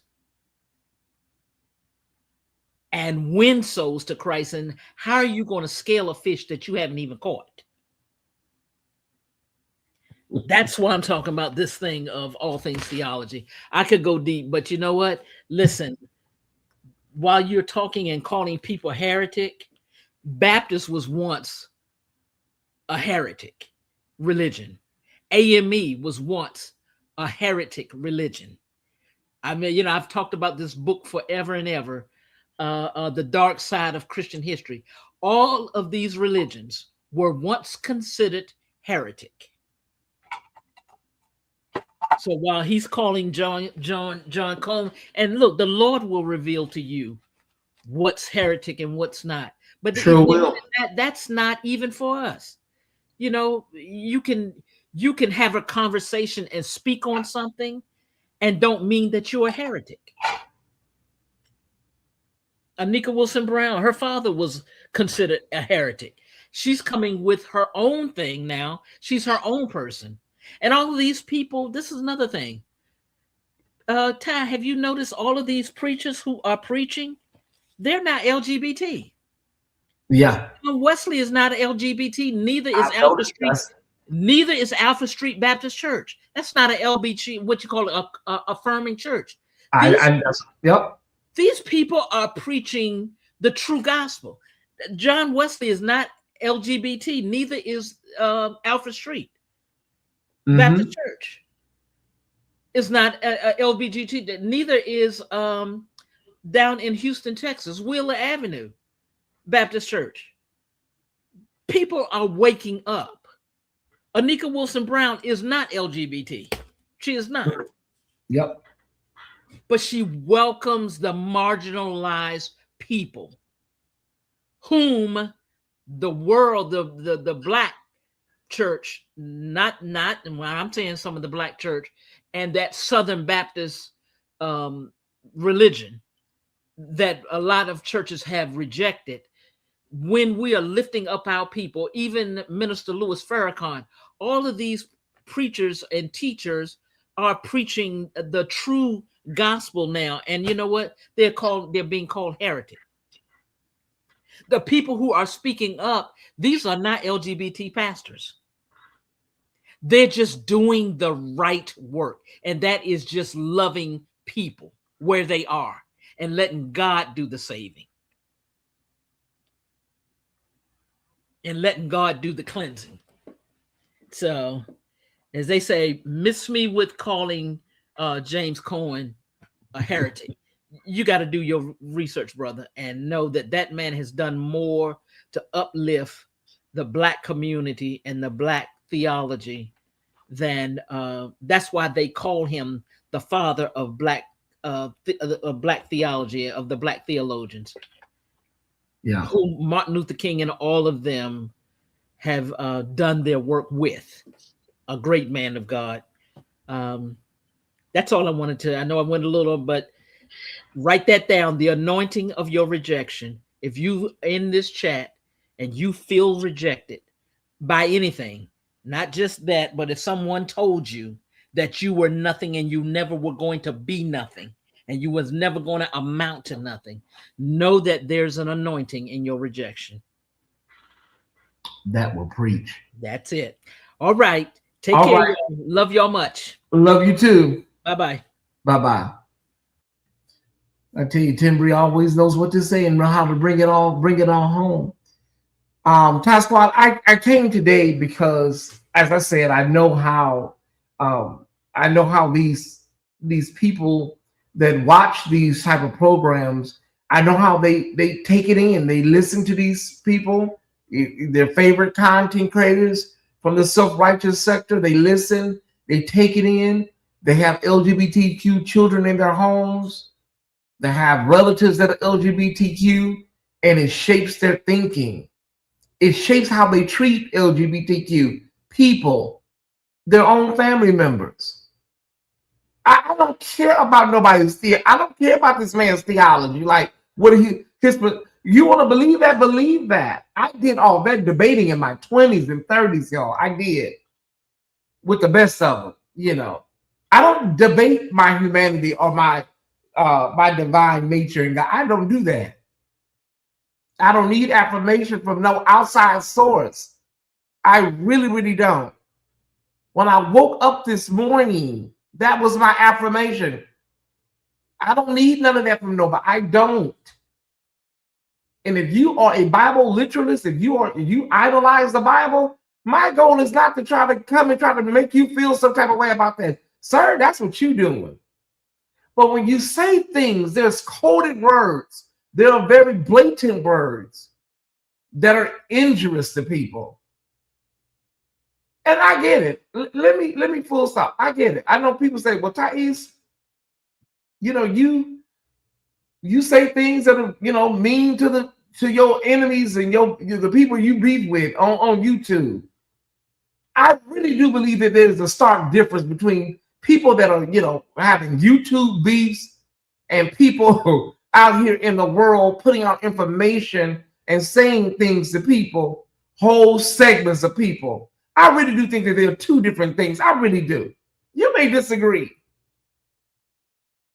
And I am in tune enough with my Christ consciousness or my consciousness.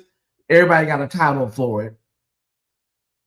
I was convicted 2 days ago. I reached out to somebody close to me about it. I was very convicted about something. And I said, you know, I had said something about somebody on YouTube, and I had, you know, did a video making light of somebody, of a situation. And I said, sis, I said, I'm trying to see if I want to go and do a video. I want to do a video and just apologize to this person. I said, but my spirit is telling me that first of all, it's not going to be received. And then the other part of it is that it's not going to be, you know, sometimes they'll weaponize stuff like that and whatnot. And I said to myself, you know, Tyesse, you know, what you want to do? So I called one of my closest sisters. And she said, Ty, I'm gonna be honest with you, baby. Don't bother. She said, you can always ask God for forgiveness in your heart. If you feel that that's what's gonna happen, it's probably gonna happen. And I trust her, and I followed her advice. And so I said to myself, Lord, you know, I'm gonna do better. I won't be disrespectful to this person anymore, because I felt some type of way about something. I don't ever want to break nobody's dream or break nobody's if somebody is doing something, and even if they're not, you know, if it's not popping or popular or whatever, and the thing may not be going right, I don't ever want to be the person that's like destroying somebody's dream. But I knew it would not be received. I knew that intuitively. I said, no, it's not going to be, because these people, you know, they have a certain feeling about me already, right?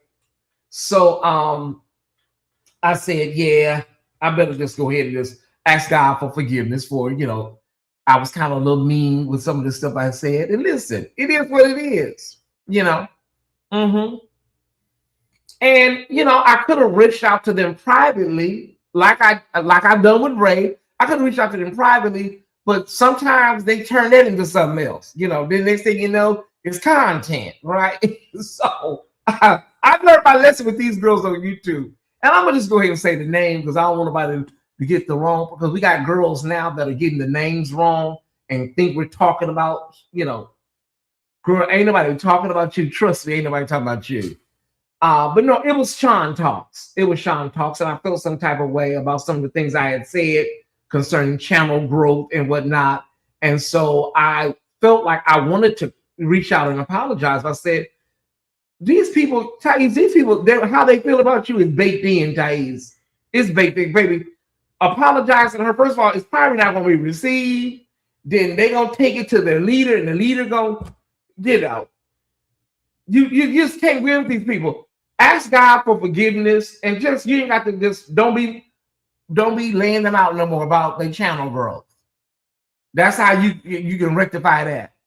Don't set yourself up for, you know, that kind of thing. Don't do it. Don't do it, Ease. Don't do it. And I'm so glad I listened to my sister, because she's been right about quite a few things. I ain't gonna lie. All right. Nevertheless, Tyesse, let me see. Bishop David Jordan stated in the Kojic manual that humanity is affirmed, even so-called sinners are to be welcomed with peaceful Christian persuasion. To me, this involves hospitality. Okay, all right. Amen. You can't win, Brady. You can't win. You can't win. Woo, like Lord, girl, ain't nobody talking about. I swear, ain't nobody talking about you, sweetheart. People have to really know you for you to be on the somebody's radar like that. Like, oh, girl, ain't nobody talking about you. They're not.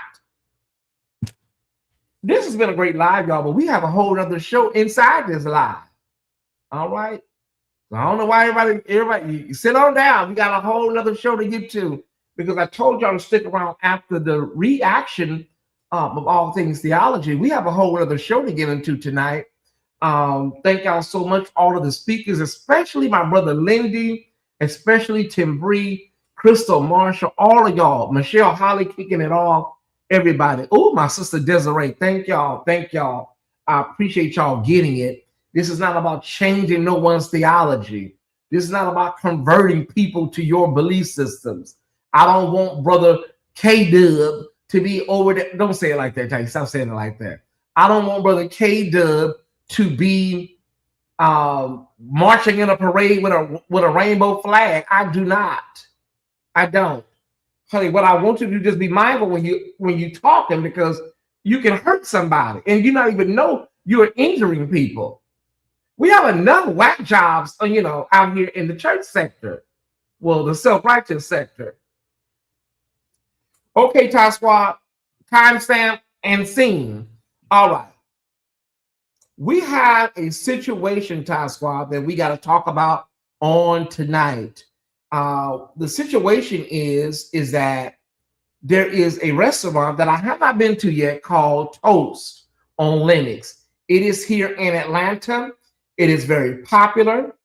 If you're from Atlanta, you probably, you know, hold on one second, Tyesse. I got to close all this out. You probably have, you know, heard about Toast on Lenox. I'm a year in and I'm yet to come here. Please remind me to give y'all the video to All Things Theology so that you can go watch it for yourself. I don't want nobody to ever think that I say things and I don't give people the chance to look at it, right? Right, okay. Yes, thank my sister Tim Bree for that powerful word, the anointing of your rejection. You need to find that on video, Tim Bree, if you have it on video, and put that out. Okay, so Toast on Lenox, y'all. Toast on Lenox. Whew.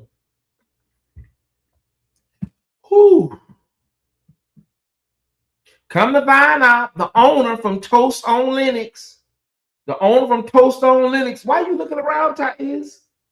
The owner from Toast on Linux is supporting a Republican, white supremacist, Christian nationalist candidate for governor. Craig Devine just talked about this situation with Toast last night, and it's unfortunate. Okay, I don't follow Craig. I only watch Craig when he's on with T.S. Madison. So, but I will go around and check it out. That boy, the envy. I'm gonna check it out. So our conversation tonight is, y'all, listen. How do we handle this, Lamar? How do we deal with this? This is a quandary. This is a dilemma. We have a black business, and the owner is supporting a white supremacist, Christian nationalist whack job.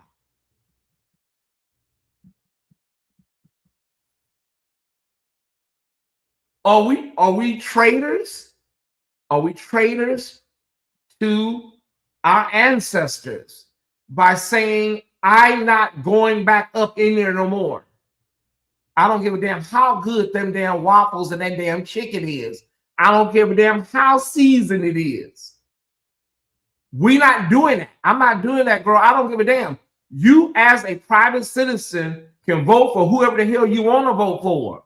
But, girl, when y'all start making this stuff public, then that's where my dollars come into play. That's where my dollars come into play. We're not in the business of telling people or anybody who to vote for. I've never been that person. You got to vote for Kamala or else. Nope. You vote for whoever the hell you want to vote for. However, if you go and vote for 47 and I know about it, that's different. I can't tell you who to vote for. I can tell you how crazy this whack job is that's running. But no, I can't tell somebody who to vote for. That is a very personal thing. And I believe our ancestors bled and died for the right for people to vote. I don't believe they died for us to have a certain way to vote. I think they wanted us to vote, have the right to vote. And the political process, however that showed up with our right, was something totally different. They knew, I'm sure they knew there would be political and ideological differences within our Black diaspora, right? They knew that. We got to talk about this thing, Tyesse. I don't know what to tell people. I don't know. Like, I ain't going around. I didn't go around there no ways, but you know. But people are torn. This is a black woman. Black man, these are black folks. What do we do? I'll be in town for Reformation next week. Thought about checking out a couple of restaurants, take Toast off. People are saying, you know, listen, baby, we love you, we support you, but yeah, it's gonna be a chop. Yeah. They can support them, but I can choose to take my money elsewhere, more in line with my interests. That's what everybody is basically saying, Dr. Tonya. Listen, girl, as a black woman, I support black business owners, but yeah, I'm just not gonna be able to go over there. I'm sorry, like I'm good. And this is this on the same chain of Toast restaurants out here? Mid-scale, good for brunch and mimosa. I've never seen a Toast in LA, Ray. I don't think I've seen a Toast in LA. It's mid-scale, good for brunch, yeah. Very mimosas, very orange slices on the plate and stuff, you know. I would tell people who to vote. I will tell people who to vote for, because who you vote for can say a lot. It can tell me what you think of my people. So yes, I tell people what to vote for. I will see you in heaven. The reason I say I can't tell you who to vote for, because I don't know who you're gonna vote for. I will never know who you vote for. You see what I'm saying? I can't tell you, because people are not even familiar with the Bradley effect. A lot of people have never heard of the Bradley effect. The Bradley effect is basically, it happened in Los Angeles with Mayor Tom Bradley. Everybody thought Mayor Bradley was going to win in a landslide, right? Oh, he got it. He got it, y'all. He got it. And I'm going, it's Bradley all the way. It's Bradley. Child, Bradley lost. Everybody was like, what happened? People say they're going to vote some type of way, and then they go in the booth. Miss Catherine, college-educated white women, they do it all the time. And so, but the main reason I don't want to tell nobody who to vote for, and that's different from, you know, us discussing a candidate that we're all supporting. Okay, so I want to be clear. Us all getting behind Kamala and supporting Kamala, that is different than telling somebody specifically, you better go in there and vote for Kamala. That's what I'm talking about, like the you better, you know. I don't want to do that, y'all. I don't want to do the you better. I don't. Well, Tyesse, can you tell us why? The reason I don't want to do that is because I don't want nobody to tell me who to vote for. I don't. Because it's a two-sided coin. Somebody else may feel the same way. We need to do research. Who is the parent company of Toast? I always thought Toast was independently owned and operated. I didn't see it as a franchise, sis. Toast bread, Toast Downing. I love Toast Downing. Yeah, I don't think these people are related, Ray. I don't know. But you know, maybe do some research and let me know. I always thought Toast was like an independently owned restaurant in Atlanta. I didn't see them as a franchise or, you know, with a corporate entity over it. You know? Because what I'm saying, Lamar, is once we start saying you gotta vote for Betty Jones, then they're gonna tell us you gotta vote for Doug Williams. You know what I'm saying? So I don't know. And what if I don't want to vote for Doug Williams? But I'm all for collective Pan-Africanist political persuasion. So like when we're all on a Kamala, you know, little journey, we're all on Kamala and collective, we let everybody know, like, girl, it's Kamala. I'm all for that, right? But I don't ever want to get to the point where I'm telling people is vote for her or else. When you come out, we whooping your ass. I don't want to get to that point. Yeah. Yeah, I don't want to get to that point. We've been here before, y'all. We've been here with Chick-fil-A. We've been here with other national corporations and even regional corporations. We've seen companies, you know, we've been here with Target, you know, and so this is not something that's far off, you know. The link is still available if anybody want to come up and weigh in on boycotts and politics. The link is still available if anybody would like to come up. Yeah. I think what we're dealing with right now is a different time than any other time we've dealt with politics. You know, we had this man come out Thursday, do a speech. He said he was going to give all these receipts on voter fraud, and I'm going to give all, I'm going to show y'all how they did it and all that. The man came out and basically talked for an hour plus and was very, very Baker Act ready, like gave nothing. You know, and so that's why I say this is a different time that we're in. You know, all of my cooks that left the right, but at least they leave us a little bit. Okay, I'm trying to see what she's saying. All of my cooks left, the left and the right must be it. And he was a little bit to live with and be able to maintain. Okay, I think I know what she's saying. I'll support, but still say Kamala Gal every now and then. Mm-hmm. Oh, you're right. It's Toast on Linux and independent from Toasted. Okay, yeah. Because I just don't remember. I don't remember them in LA when I was in LA full time. I want to thank a few people that have given. Ramona Bryant, God bless you as well. A few people that have given seeds tonight. I appreciate you. Let me see. Just want to shout out a few people here. Ramona Bryant, thank you. Red Terry LLC. Thank you for being you. I don't know no other way to be Red Terry LLC. Lindy, thank you, brother, for $7.77. Jonathan, Brother Jonathan, thank you for 888. For Bushwasher, continue to tell the truth. I will do that until the day I close my eyes. Thank you so much. They're independently Black owned. Well, we're dealing with, first of all, we deal with a lot in the Black community, y'all. We're already dealing with a lot with gentrification. We're dealing with, you know what I'm saying? We're dealing with property values, and we're dealing with Brother Raphael Warnock just, you know, passed some, you know, landmark legislation to stop these private equity firms from buying up all of these small houses and buying up houses and things. So, you know, we deal with a lot in the Black community. The last thing we need is our own people doing things that are deleterious to what we already have going on, right? Gentrification is already tearing the hell up out of Atlanta and LA, right? And so people are being pushed out, and some people are being pushed out to other cities in the metro area, and some people are being pushed out of the state.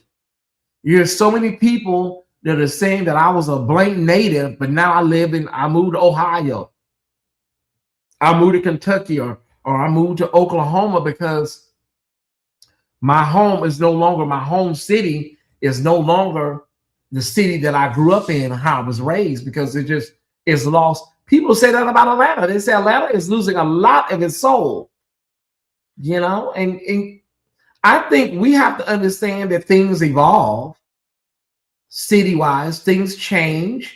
I remember in LA, like just the sauce and swap meet, and it's on its last leg. They are struggling. I read a whole article on it in the LA Times.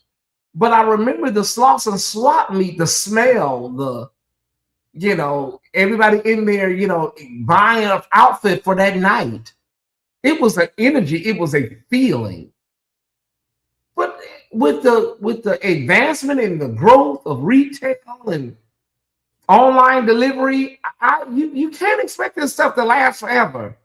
The nachos that, you know, give you food poisoning. It's just beauty, y'all. It's the chili cheese dogs in the back. They give you 3 days of food poisoning. It's just a great day. It was just a great energy back in those days. You know, everybody would go to Sloss and Swap Meet and get airbrush shirts for their deceased gang member brother that just got shot. You know, and you can smell the paint from the airbrush. You know, and then you go and get you some jeans and some brand new K-Swiss, because you need to have the right K-Swiss. And they had all the pro style, pro club, t-shirts, underwear, all of that, all in the swap meet, right? See, I go way back to the Cooper building. See what I'm saying? We used to go to the Cooper building and go school shopping. See, some of y'all don't remember the Cooper building, right? But that's how far I go back. When downtown LA was a thing that you went to on the 1st. Well, it was the 1st and the 15th, because mama got a check on the 1st and the 15th. See, you used to go downtown. Black people used to go downtown twice or once a month. They called it going to town. Do anybody remember when they called it you're going downtown or going to town? Maybe I'm too damn old to be having this conversation. Does anybody remember going downtown was an event for Black families? Mama dressed us all up. Not in church clothes, but we got dressed up and fresh and grease on your face to go downtown shopping. It was an event. Am I crazy? Do I remember? Am I the only person that remembers this? Black people took a pride in going downtown shopping. And they would say going to town or going downtown. And it's like, why is this a big event? Why is this like, I didn't understand as a kid, like, oh my God, like, girl, we got to do all this just to go downtown? We going downtown. Okay. I'm serious. I remember going downtown. The baby was here. Sears, Woolworth were our main stops. And I was like, why is this a big deal? Like, you know, Mama got dressed. She put on her good wig, not her everyday wig, but her good wig, right? And we were so excited about going downtown. Okay, y'all remember. Okay. And I'm going to tell y'all a little something else that may be a little nostalgic for some of y'all. Because a lot of our mothers and grandmothers received, you know, Social Security, public assistance.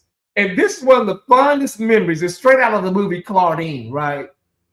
So Black women, well, I don't want to make it like Black women, but women in those days that were single mothers and depended on public assistance, you got, you know, you get your public assistance on the 1st and you get your public assistance on the 15th. Now, Mama's check on the 1st, she couldn't really mess with that because that was her rent money. But the 15th check that she received, her public assistance, that was a check that everybody kind of played with, right? The 15th, right? Okay. And then she put half of the 15th check away and then put it with her first check. Okay. But back in the day, looking for the mailman on check day was an event, especially on the day you went downtown. So I remember it was so beautiful. It was just like a beautiful experience, y'all. When people used to go and look for the mailman on check day, and your mama or your auntie would put her hands on her hips and walk up the street. Have anybody seen the mailman? I swear, y'all, I would pay to bring the moments back. I would. And then there was always one child or one cousin that would go, you know, as a scout looking for the mailman, you know, and so one of the kids would come running back. The mailman coming, and then everybody would go in their house, start getting dressed because you didn't want to get. Oh my God! Oh my God! People would drive around looking for the mailman, and then you had hateful mail people that knew what day it was and would take their time on their route. There was an old evil mailman on when we lived off of Highland. He knew everybody was waiting, and child, sometimes he'd be 3, 4 o'clock coming, knowing stuff closed at 5 and 6, right? But he was evil. I know he's dead now because I'm 50, so he's probably magnet food by now. But nevertheless, y'all, somebody will run back. One of the kids, one of the cousins will run back. The mailman coming, and baby, everybody will get to running and get to. Oh my God, the mailman coming. So it was a beautiful time. We had a lot of community. We had a lot of love. You know, a lot of those women, you know, they had public assistance, but they also what they call worked under the table. So they had a little extra income to play with. You know, it was just a really great time, y'all. I kid you not. Oh, I've seen mailman's rate get cussed the hell out down to the ground. Yeah. Yeah. It was a beautiful time. And you know, I know when we first moved to California, my aunt Willie Ann, she had a house, and all of the sisters stayed with her. And so it was 1, 2, 3, 4, like 5 sisters in this 4-bedroom house. And baby, it was a lot. It was just really great times. And that was before a lot of this energy that we have today as a family. You know, some of the energy we have today, we didn't have that energy in the late 70s and the early 80s. Now everybody's calling everybody a witch. Nobody trusts nobody. But back in those days, we had a really good time and loved each other. And I think with so much unhealed trauma over the years, people just started really becoming toxic. Siblings, cousins, aunties.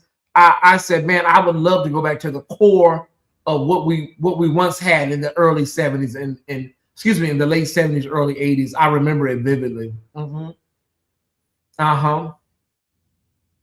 What time mailman hold your chair to the next day because we're so mean and nasty because they know you was waiting. Oh yeah, we had some really mean mailmen. Oh yeah.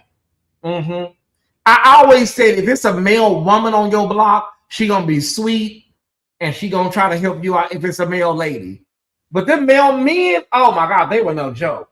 And that man was mean. I can see his face right now. He was mean as a junkyard dog, y'all.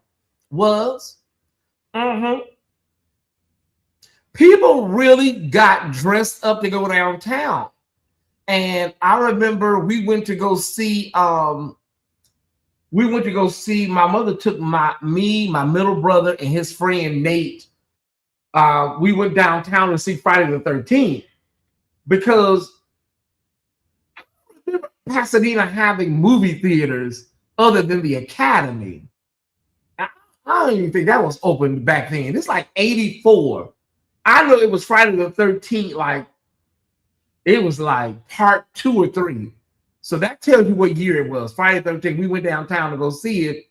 And you had to go, if you lived in Pasadena, we would catch the bus to go downtown to see downtown LA. And downtown LA had all the movie houses. And y'all, I don't know. And I don't know if y'all remember this, but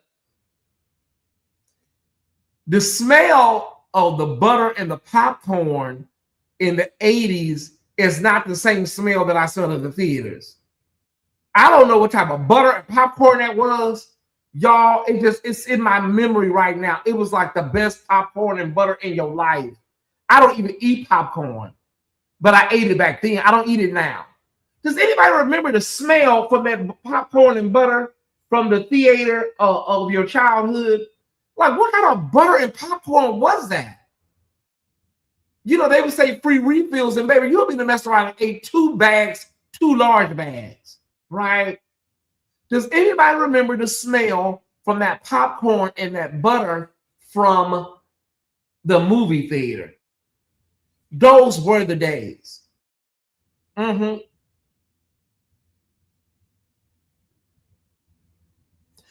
Okay, so I'm funny you say that. It's funny you say that because when we went to go pick up Nate, I remember this vividly. When we went to go pick up Nate, his mother said that she couldn't watch it. She said she couldn't go. She said it does something. She said, I remember just like it was yesterday. She said, "Ooh, those kind of movies do something to my spirit." And my mama said, she said, "Yeah, but I'm gonna take my kids because they really want to go see it." So she took us just because she wanted, to be there with us. Because Pasadena to downtown LA Ray was like 40 minutes away, almost an hour on the bus.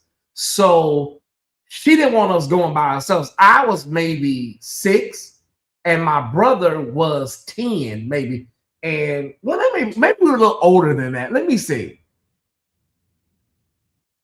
Because my brother he was a little older. He's 4 years older than me.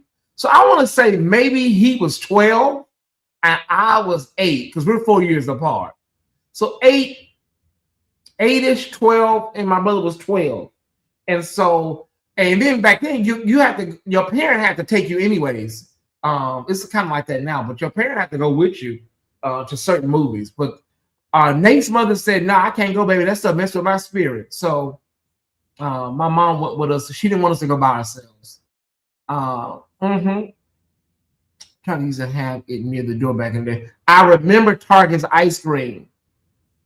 It's you will never forget the smell of that butter as long as you live in that popcorn.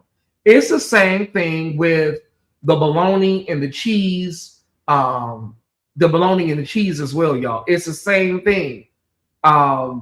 Especially that bologna with the red band around it. Yeah. Thank you, Amy Edwards. Good memories. Thank you. Well, you know what? They're precious memories. That's what Aretha and James said. And they do linger. They do linger. So I bring all that up, in the conversation of Toast on Linux.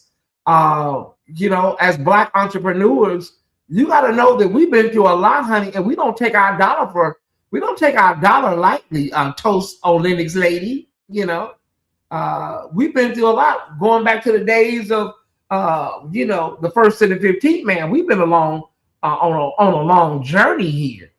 And so for you to side with white supremacy and endorse a racist, I don't know, that may not have been the best choice. I don't know.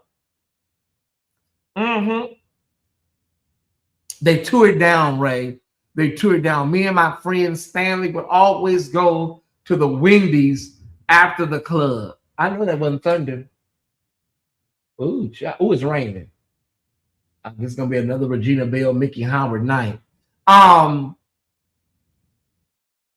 They tore it down, but me and my friend Stanley, even me and my friend Trevor, we would always go to that Wendy's after the club or him dropping me off at home. We would stop, and when they tore it down, it broke my heart.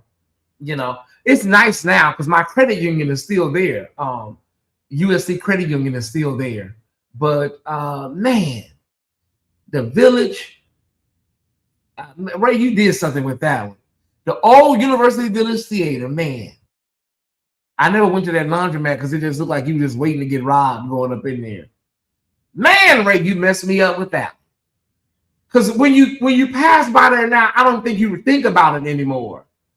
Because it was like everything over there, to be honest. Hold on.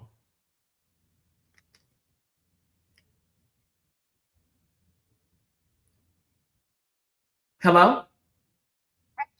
Hey. I'm live on the air. Oh, okay. Is everything okay? I will. Love you.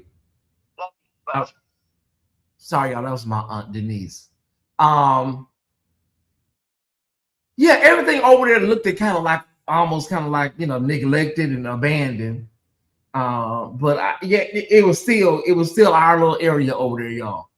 But man, they made it nice over there. It's really nice over there now. The university bought it all up. That laundromat looked like, baby, you couldn't pay me to go over there and wash no clothes. Everybody said, do anybody even go in that laundromat? It just looked like a laundromat from a horror, like a serial killer do laundry there. It just looked like this is where Michael Myers come do his laundry. And then you look up in there, it's like anybody ever go up in here? It's crazy. That's crazy. I don't understand what she was thinking. I don't. The market over there, it was a market over there, Wendy's, a laundromat. I think the bank is still there. Is that the bank right there on the corner? A Bank of America? Yeah, Bank of America. I think Bank of America is still there.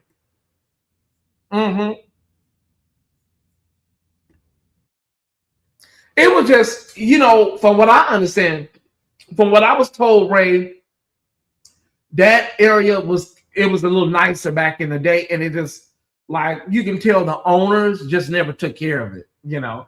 Other than the Wendy's was new, but everything else was like, very dated. They probably never invested in upkeep. And we experienced that in the LGBTQ club scene, the bar nightclub scene. We experienced that a lot. I did whole shows on that in my early my Facebook days. I really did a lot of shows on that because all of the black gay bars and nightclubs, basically, the owners never put money into it, back into these clubs and bars. And so we were in there, things were falling apart, bar stools, raggedy, you know. Somebody in the back know what I'm talking about. Like, we were in these nightclubs, and although they were wonderful and they were, I felt it. I felt it coming. Oh my God. Although they were wonderful and they were nostalgic or whatever, but black folks just, you know, black club owners did not put anything back into these nightclubs. You know, you had the Pendulum in San Francisco, you had the Study in Los Angeles, you name it, whatever city, whatever state it was, you know, they just put a lot of, and it didn't necessarily have to be a black owner.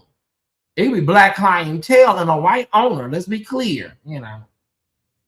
Thank y'all so much. But I never understood that. Like, they love to bring in the money.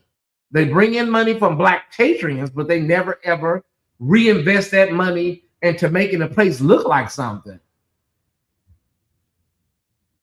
I never understood that. You had Bench and Bar, the Cable Reef up in Oakland. And it's not only the LGBTQ nightclub and bars, it's the same way with our soul food restaurants in the Black community. If it's a soul food restaurant in the hood, right? If it's a soul food restaurant and it's off of MLK, no matter what the city is, you know, you can write your name in the grease on the wall. They got a picture of Martin Luther King and Mahalia Jackson by the door and their first dollar and their operating certificate. You know, all the flowers are old and greasy, you know, and you can smell a faint scent of bleach from maybe they mopped the floors earlier, you know. And, you know, that's how they don't want to invest no money. They make money, these owners, that they don't want to put no money back out. Peeking out the bushes, I mentioned in Pasadena had 4 theaters. We had the Academy. That's all I remember as a child. I don't remember no other theater. Am I missing something? We had the Academy. We all snuck in that side door, me and all my friends, Selling Niece, rest in peace, my best friend. We all snuck in that side door by the barbershop. Oh, there was a theater out there. But that was like for all my white friends went out there. It was out there. I was Sierra Madre. I can't think of that theater. I never went to that theater. It was way out there on the east side. I didn't go to that theater. It was too way out the way. Somebody tell me the name of it. It was a theater out there. I'm going to tell you the name of it right now. Hastings Ranch. Yeah, but I didn't go. We didn't go way out. That was too far out there, you know. But then sometimes we would. Well, not sometimes. Most of the times we would walk. We would walk everywhere. So it was nothing for us to walk from the east side to the west side. It was nothing for us to walk from our neighborhood downtown in Pasadena. Honey, those kids back in those days, we were very athletic. Everybody was not obese, no overweight, no diabetes, because everybody walked everywhere. Now you playing video games all day. You never go outside. Thank you, Tarleton. It was real butter. Okay. M&M Soul Food. Now, that was the best soul food, but it closed down. They said something, I don't know, something happened to the owner. I think he came home one night. Something happened to the owner. Was it the M&M's or was it over there at the Dynasty?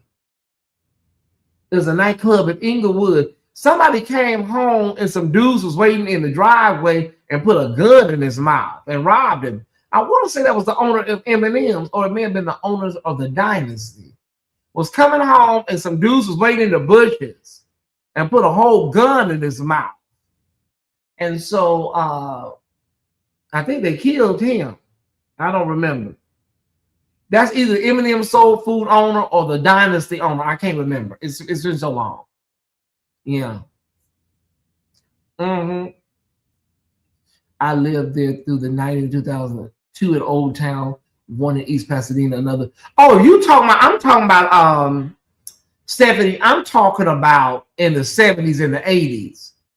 Oh, we had that theater, the new theater down there in Old Town. Yeah, we had the one in Old Town, and then there was another one in Old Town. So yeah, that's that. I consider that new. I don't consider that my childhood. The one in East Pasadena, that was Hastings Ranch. I never went to that one. And another one on Colorado. Well, that must be the Academy, because that's my theater. I've been to the $2 theater in Pasadena, but I can't remember the name. We had the Academy Theater, y'all. That's all we had. That's all we had. That theater 70 talking about down there in Old Town, all that stuff is new. All that stuff is new, y'all. All them theaters down there is new down there in Old Town. I used to, when in my Stunt Queen days, we used to go through there, that Crate and Barrel, that Pottery Barn, all that stuff, honey. We used to tear a hole through that neighborhood. I thought M&M's owner was a woman. I can't remember, Ray.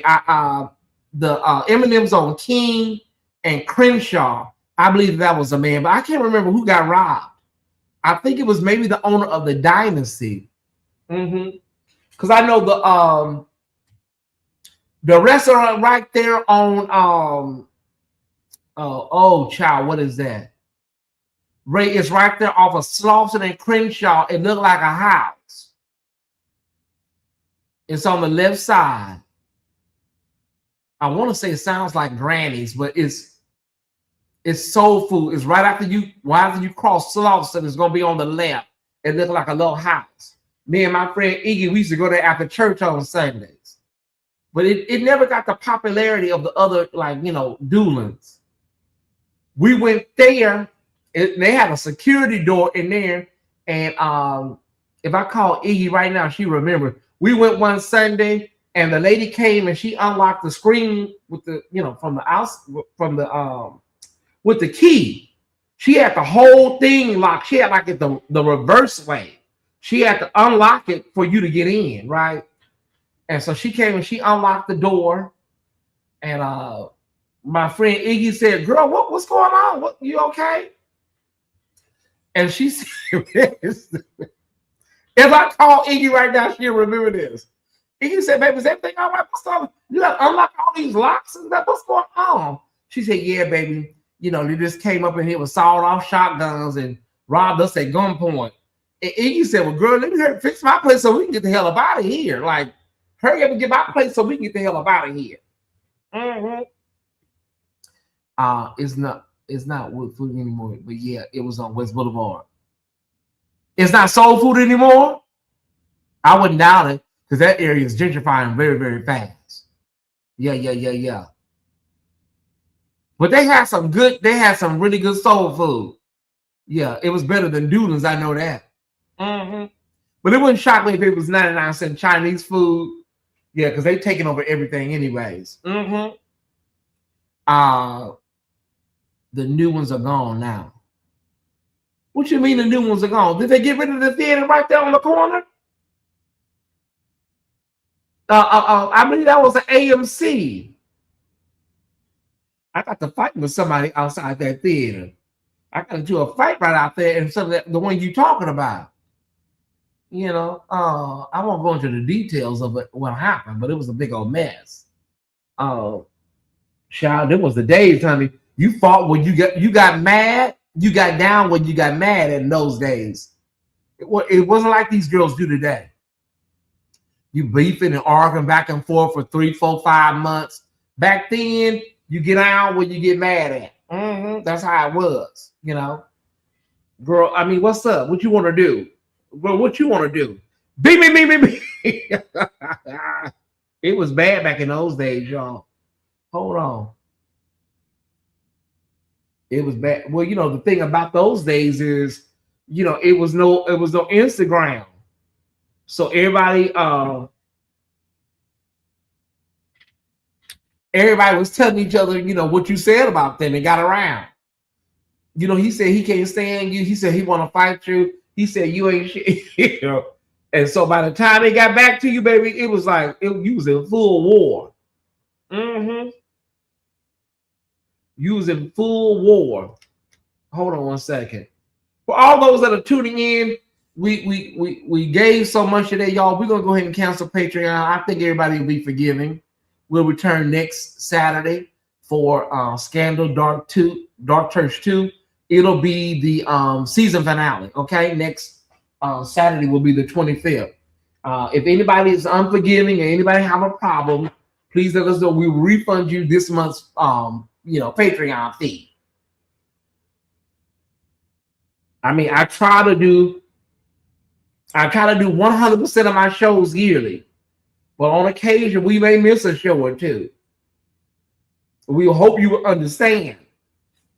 You know, we hope you understand. You know, it's 1 or 2 people that, you know, they be kind of like, you know, talking under their breath, and I just don't want to, you know, no problems. We talking up under their breath because they, you know, I done paid my $5. Okay, listen, go watch some of our greatest hits. Heaven was a hole-in-the-wall soul food spot in Harlem back in the 80s. The owner used to yell at their employees, but the food was so good. Yeah, we had one like that over on Child, that's Granny's Soul Food. Is that Figueroa Engage? You know, they had Mexicans in the back. They had Mexicans in the back over there at whatchamacallit too at one time. So I don't know what she was talking about. On Chef Maryland, she had a lot of Mexican people in the back. Y'all know, I'm not really go down this route, y'all. But y'all know that's happening a lot in our communities. They're teaching Latinos how to make our food, and they can pay them a cheaper wage. Now, what happened over at my brother Michael Lafayette's restaurant, and I believe that happened also at over at Granny's. They said that the Mexicans got taught the recipes. I know this happened at Michael Lafayette restaurant. The Mexicans get the recipes. They learn how to cook like black people, and then they go and then they open up their own restaurant. Now that's what I heard, y'all. You teach them all the recipes. You know how much nutmeg and butter to put in it. Yeah. The nieces in the kitchen now, baby, they have more turnover with the people in the back than the law allows. But they got one girl, she has a real nasty attitude over there. Yeah, I don't want nobody with that kind of attitude over my food, honey. She got a real, she kind of looked like Ray, she kind of looked like Gina from Martin a little bit. I can see her in my head. Like, girl, who are you talking to? I don't even want this food, man. I don't want that kind of energy over my food. You know, and the girl at M&M's before they closed, honey, I just told her one time, can I get an extra, because, you know, them greens are so damn salty. Can I get an extra couple of corn muffins to soak up these greens, to soak up all this damn salt? You know, they're 50 cents a pack. Girl, I know how much they are. Can I get a couple of extra muffins? When it was 50 cents a pack back then, they probably $2 now. Can I get a couple extra corn muffins for these salty ass greens, ma'am? To soak up some of this salt?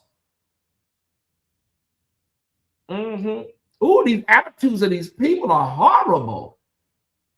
Gage is Mexican soul food place. I'm telling y'all, they say they teach the Latino people. They teach them how to make the food. And the next thing you know, they're in the back making dressing from scratch.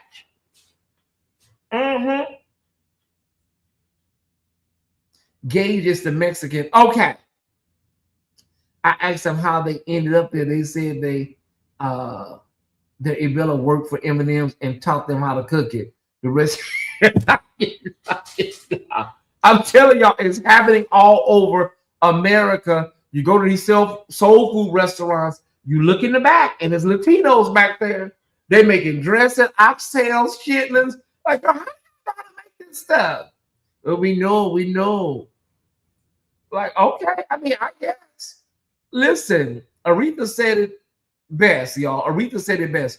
Soul is not a race. It's really not. It's not.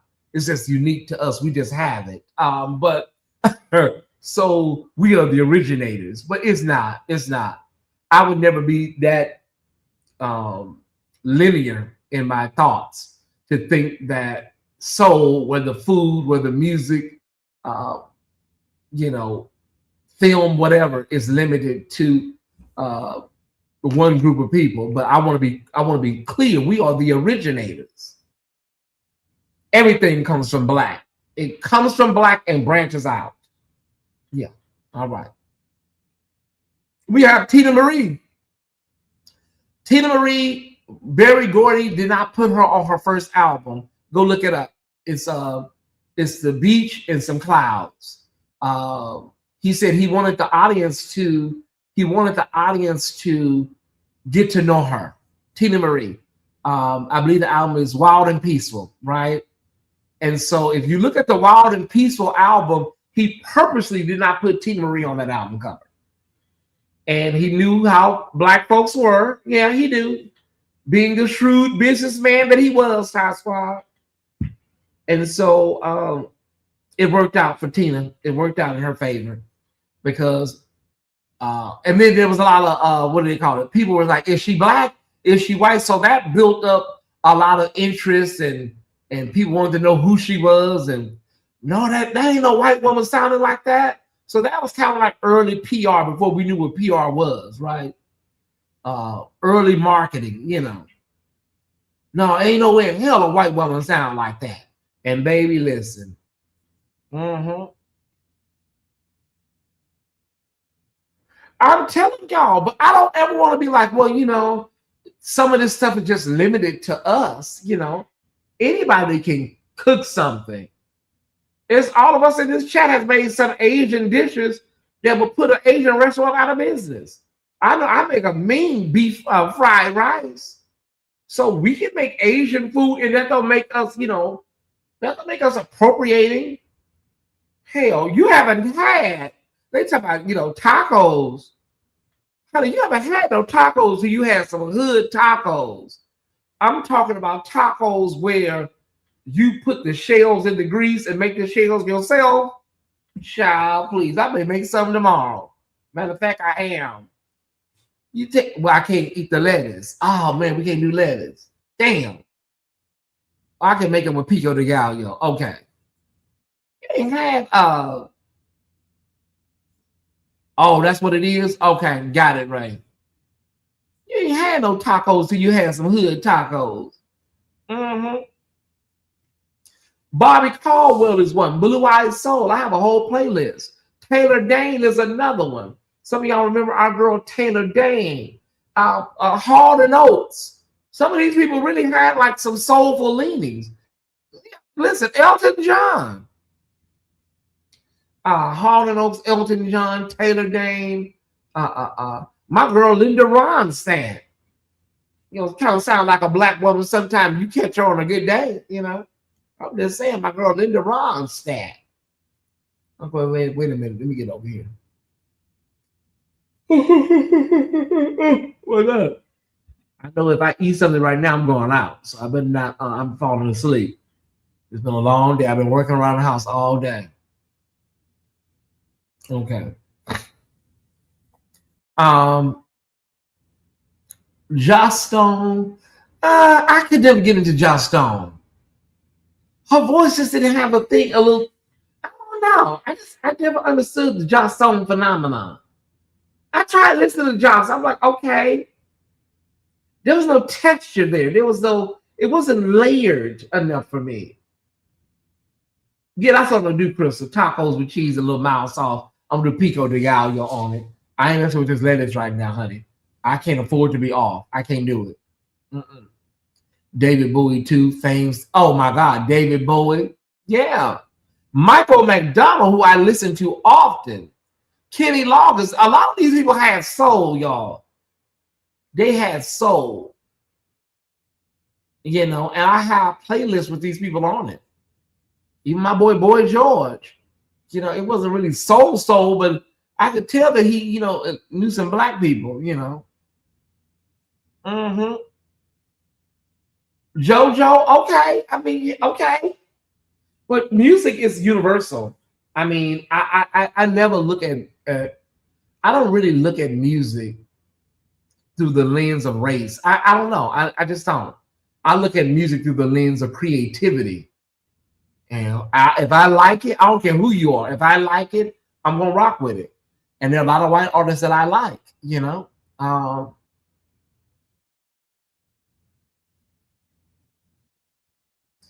They did a song together, Jared. They did a song together, Joss and Betty. Mother, you make me second guess myself sometimes. No, listen. Joss Stone is, you know, I'm sure she's a great artist for whoever likes her. I don't hear anything.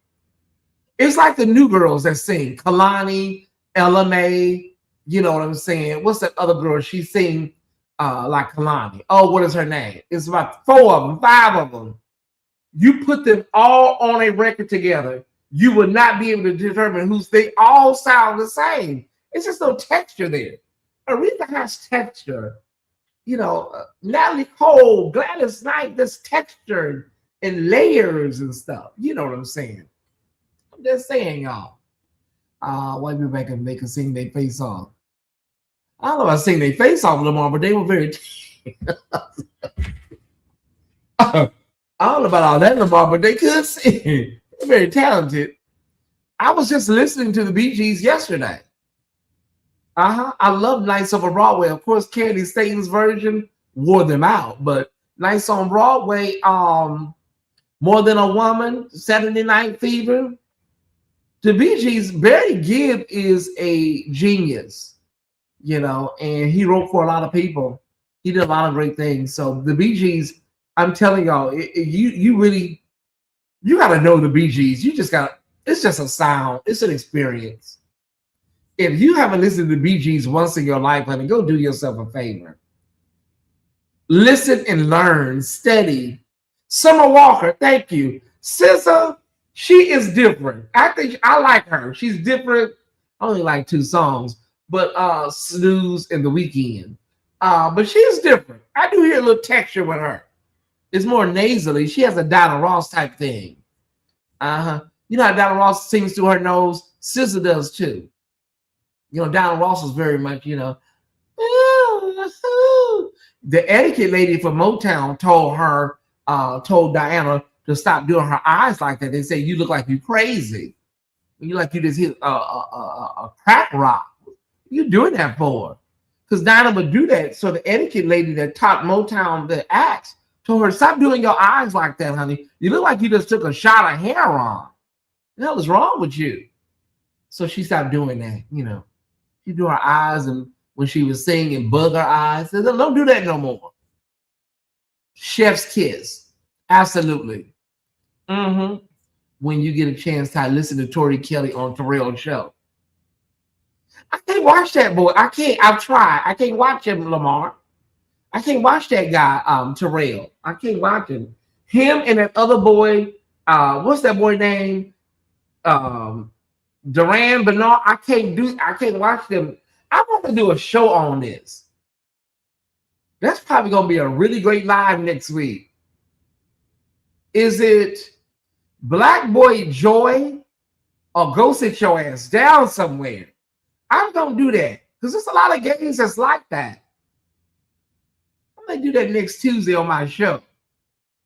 Terrell, the boy that's over there, and Duran Bernard. Black Boy Joy or go sit your ass down somewhere. Which is it? Jared Gerard, what say you? Carlos Kick. Oh, thank y'all. Let's write this down. I'm doing that Tuesday. It's gonna be my show. Thank y'all so much. And I already know because I'm gonna have the conversation because I'm gonna make sure it's right. Because I know somebody gonna say, gonna be some girl email me, you know, talking about I am a proponent, and I am one when it comes to effeminate gay men. So we're not going to do that. We're not going to talk about, you know, is this about feminine and gay men? Is this about, no, girl, it's not. It's about, girl, why are you hollering and screaming like that? What is wrong with you? That Terrell guy, oh my God, he's like, I think the Clark sisters was on the Terrell show. And he's like, oh, God, it's the Clark sisters. Girl, you invited them. Why are you yelling? What's wrong with you? Like, oh my God, Carlos King. We're going to do Carlos King. He's another one. He lied to everybody. He lied to every housewife that come on that damn show. Nene, you know you're the greatest of all time, right? Portia, girl, you know you are the greatest of all time, right? Kenya, you know you are the greatest of all time. I sit there and watch him lie to them women every episode. Carlos King, Duran Bernard, and we're gonna do that boy Terrell. And we're gonna ask the question, honey. Is it Black Boy Joy? Or do they need to go somewhere and sit their ass down somewhere? All the damn hooping and hollering. All right. Ooh, honey, he gets a spinning and kicking and Terrell. And popping around and falling out and like, girl, what did you have a Red Bull? Did you wash it down with coffee? All right. I'm just saying, y'all. I'm gonna go back and read some of these comments. All right. Ooh, it just be too much for me, y'all. I ain't got nothing to do with feminine gay men. It don't have nothing to do with gay men. It's just y'all. It's too much. Since the music is very dreamy, yeah, very, very much that too. I was joking, mother. I love it. I know you do. Carlos King. Wilson the Way. Okay, I don't know who that is. I'm glad the machine is behind Duran, but I don't care for his sound. He's a phenomenal singer. I just cannot sit there with all those. It's theatrics. That's the word I'm looking for. It's just too many theatrics. You are a gifted singer. You really are. Hands down. But I just can't. The theatrics take away from your voice.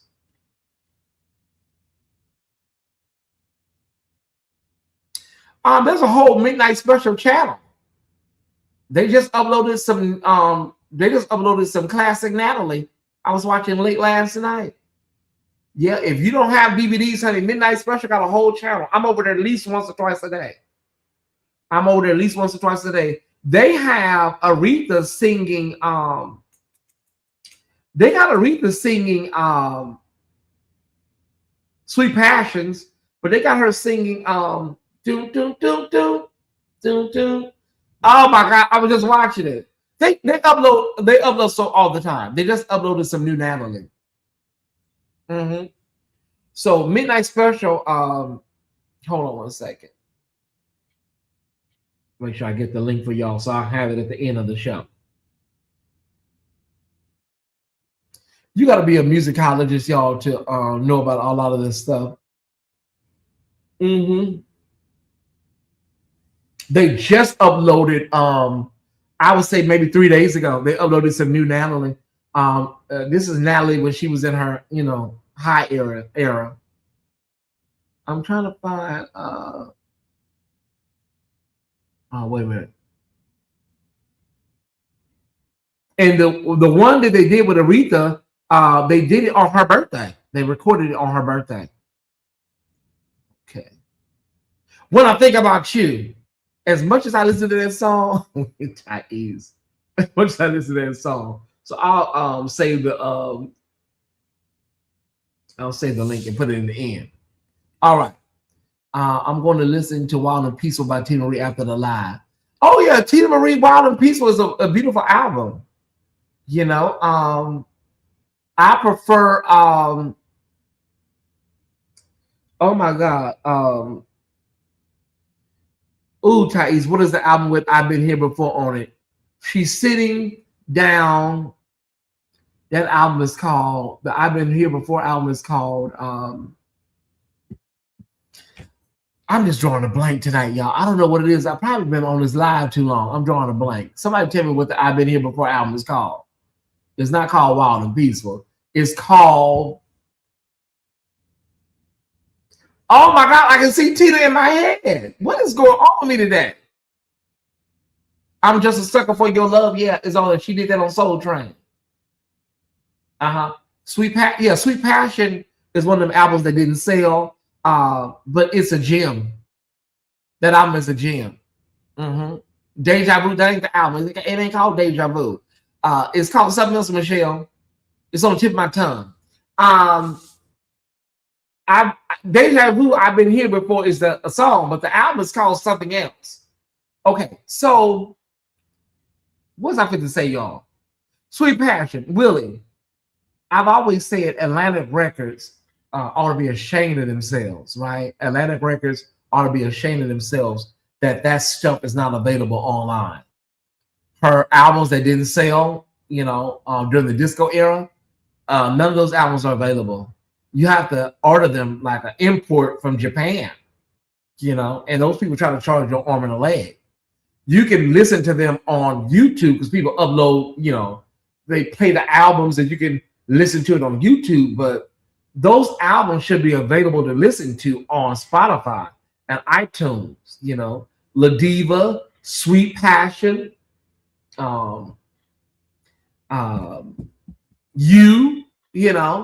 they didn't sell, but these are gems. Those albums are gems. They just didn't. Aretha was just going through something. Patty was going through the same song. Let me find out. Let me look what the album is, y'all. Hold on one second. I'll find the album. Hold on. Almighty Fire, Woman of the Future. That's another one that needs to be available. I don't know why they have access to it. Why not just put them out? I'm sorry, I'm not paying them Chinese people that for no CD for Aretha. I'm not doing that. You know, they be charging like $300 for a CD. Those albums are owned by Aretha Franklin's estate. Okay, so that's what they said, Jason, when Amazing Grace came out, right? I thought Aretha had the masters, though, mother. Listen, hear me out. When Amazing Grace, the DVD, you know, the actual video came out, they said that Aretha had owned whatever, you know, she had the ownership over that, and that's why she kept it under wraps. And as soon as she died, honey, the family sold it to the highest bidder. I'm guessing, right? I'm not guessing, that's what happened, right? The family released it, and there it is. Okay. However, Atlantic Records should always be able to work with whoever, the state, the family, whoever it is, should be able to work with them to get the music out. Because we dealt with this with Aaliyah and Aaliyah's albums with her nickel slick bone ass uncle, right? And so we're just not getting those released digitally. And so I just don't know why why not work with each other and get that done? Thank you, sis. We love you, of course. We love you. Mm-hmm. She didn't own the rights to the Amazing Grace footage, but she had given her consent for it to be released. Well, see, that's the part I don't understand. She didn't own rights to Amazing Grace footage, but she had to give consent for it to be released. So do you own the rights or do you not? Because if you don't own the rights, how do you have to get permission? Am I missing something, Jason? Listen, I don't know. Every time you look up, it's something with Atlantic Records and Reed. Every time you look up, it's something with Atlantic Records and damn Reed. Yeah. Mm-hmm. And some people say they understood why Aretha did not want Amazing Grace to be released. It was unfinished. It was unpolished. I don't mind a raw cut. I don't mind a raw cut of a video or an album. I don't mind outtakes. I don't mind it if all of the vocals are there. And then there were some issues that they had with syncing her voice because somebody made a mistake with the clapboard and it messed it up. And so they found a very high-tech audio company that was able to sync everything together. Hold on one second. Hey, Jason, you ready? Hey, mother, how you doing? I'm fine. That's great. That's great. No, it ain't the Star Child album. That's a different album on WJ99. Go ahead, brother. So Aretha Franklin does not own the rights to the Amazing Grace recording footage, but since her likeness is used, she has to give consent for it to be released. Okay. That was, I think that was Warner Brothers that owned that and Atlantic Records. But her likeness is in the film, so she had to give consent to use her likeness. Okay, because we just dealt with that. You're right. We just dealt with that, Jason. We were wondering why all of these people were not in Michael Jackson's movie. There's no Diana Ross. There's no Janet Jackson. A lot of people were just not in the movie. Like, why are these people not in the movie? But all it takes is one letter from an attorney, and like her likeness can't be used for whatever reason. And so, yeah, absolutely. And with the last 5 albums, she basically, it's Franklin Estate owns the rights to that album. In the late 90s, Aretha wanted $5 million per album. They did not want to give her that. I think they wanted to give her like $2.5 million. Okay. But then after like around 2000, that's when the record industry went through all that shift and it was like a change. And so it all fell through. So nothing was ever released. Okay. See, I hadn't heard that. That I Yeah, hadn't heard. yeah. She And was trying to get a release, but she wanted too much for each album. well, she was known for that. She was known for she was known for that. I think, that's why, because her and Clive had went through an issue. And Absolutely. they had went through a really bad issue, and Clive, they just couldn't come to a meeting of the minds with their finances. That's And correct. so in that album that I cannot stand, Aretha Sings the Divas Classics, I cannot stand that out. It just sounds like karaoke to me. And Clive ought to be ashamed of himself, because they could have put more money into the production of that album, in my opinion. Well, I mean, I think they was trying to use a lot of auto tunes as that's what well. it was. Yeah, it was like all And those. she didn't need that. I mean, she was sickly at that point, but she Yeah, didn't need auto tunes. yeah, they could have. Y'all could, if y'all just wanted to bring a guitar player in, and maybe a piano, bring Twinkie in on the piano, and Okay. and just bring maybe a guitar player and a drum person. That's all y'all need. We're not asking for no orchestra, That's right. and whatnot. But those albums, oh brother, all those albums are just gems. And I Absolutely. understand why they didn't sell. I totally get it, but we definitely need those albums out on Yeah. digital. So I think a couple of Japanese companies, you can get it like on eBay, Yeah, but they're very expensive. I'm not paying it. I'm sorry. I've I already paid looked. it back in the day, so I do have them. But I mean, now I think it's even more. I saw one. I saw La Diva was $400. I said, y'all are crazy. Y'all have lost y'all mind. Probably about 10 years ago, it was like $30. So I paid Huh? it then. Say it Yeah. again.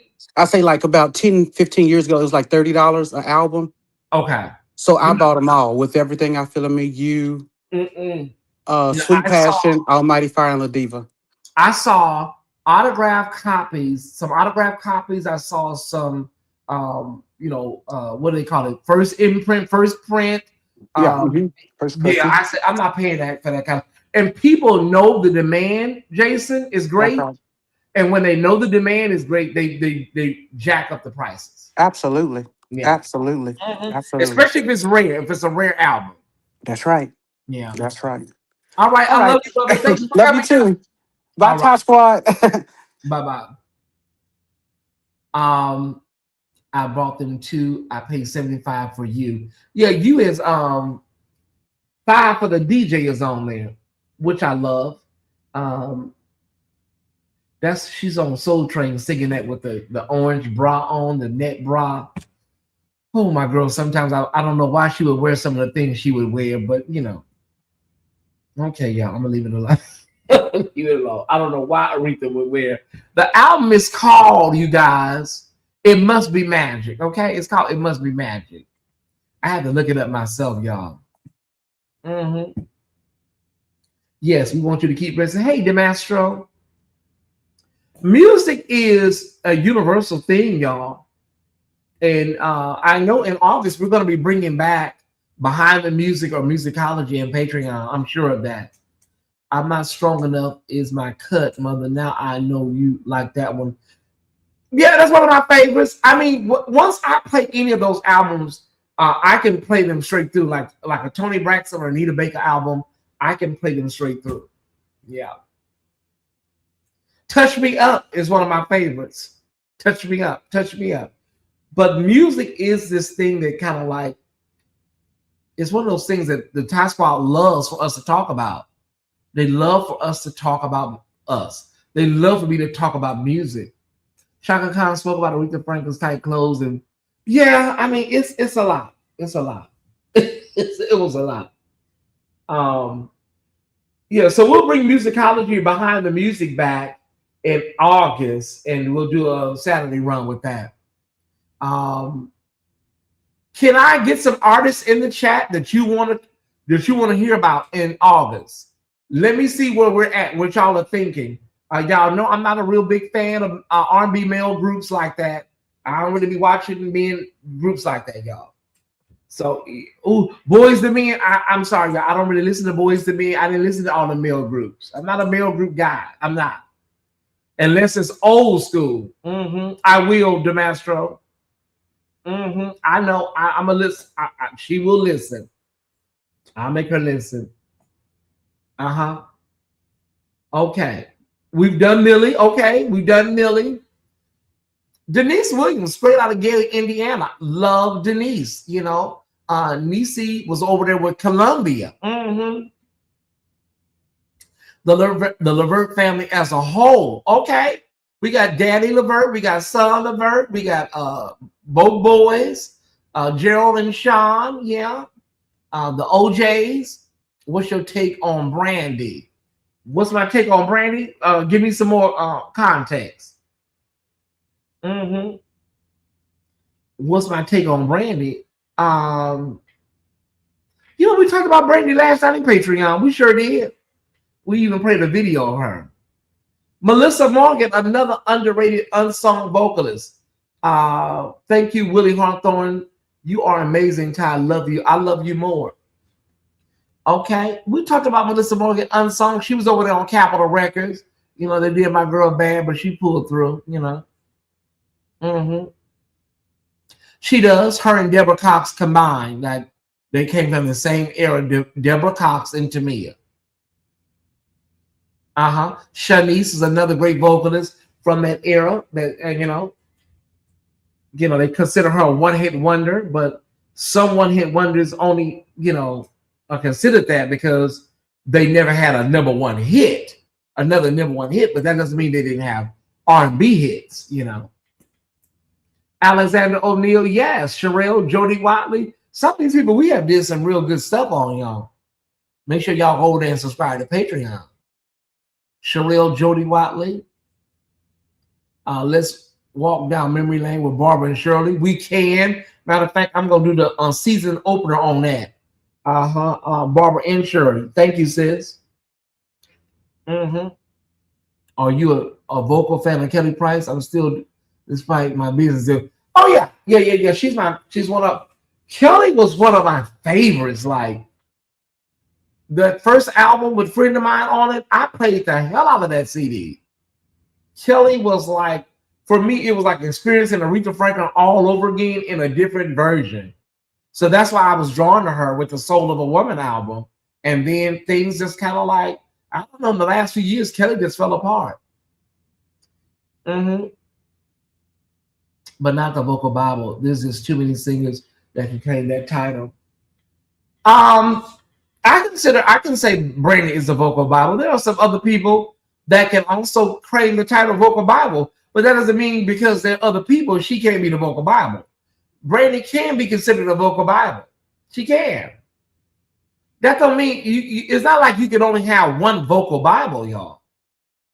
Okay, it's not you because she's a vocal Bible, ain't no more vocal Bibles. Rochelle Farrell, a vocal Bible, you know. Deatra Hicks, vocal Bible. Some of y'all don't even know who the hell Deatra Hicks is, I bet. Desiree Coleman, vocal Bible. You don't even know who the hell these people are. Definitely, we'll do a whole episode of that, right? Let me write that down. Music scandal episodes. Do you like the vocals of Kiki Wyatt? Kiki Wyatt is a powerhouse. She's just, you know, a little touched by an angel, you know. She's a little vocal Torah, vocal Quran. You know, I'm not doing this with y'all tonight. I'm not doing this. I swear I'm not. Love you, Michelle. We love you. You know, Michelle go to bed early, y'all. Love George Duke. Did a lot of work with my girl Layla Hathaway. Did a lot of work with my girl Randy Crawford. Even did a lot of work with Rochelle Farrell. Love George Duke. May he rest in ancestral love. I guess she can be a translation. I promise you, I'm just typing. I promise you, I'm just typing Deatra and Desiree. Deatra Hicks is just, you can't even put it into words vocally. Desiree Coleman is another. Ironically, they were both in Mama, I Want to Sing, right? And you listen to that damn Deatra Hicks and you were like, what the hell? How isn't this woman on the level of Barbara Streisand? Or shout out to Tyler Perry for putting her in a couple of his plays, you know. If it wasn't for Tyler Perry, we probably never even know damn about whatever happened to damn Deatra Hicks. He put her in about 4 or 5 of his plays, you know. Mm-hmm. Desiree Coleman, too. She was over there, Mama, I Want to Sing. I gotta fill my water bottle with the big bottle, y'all. Mm-hmm. Okay. Gil Scott would love your insight about him and his work. Yeah, you know, he was Gil was on the heroin real bad, but his creativity wasn't squashed because of it, sis, you know. Mm-hmm. Vocal Quran, y'all, come on. Vocal King James Bible. Have you done Frankie Lyman before? You know, Lorraine, I don't go that far back usually. My cutoff is like 1970. I try to stay, 70 and above. You know, are you more vocal fan of or a song fan? Is not the biggest Lionel fan, but I'm not a Lionel Richie fan. I am a lyric person. I am a lyric and melody person. I don't care who you are. I don't give a damn. You could be polka dot.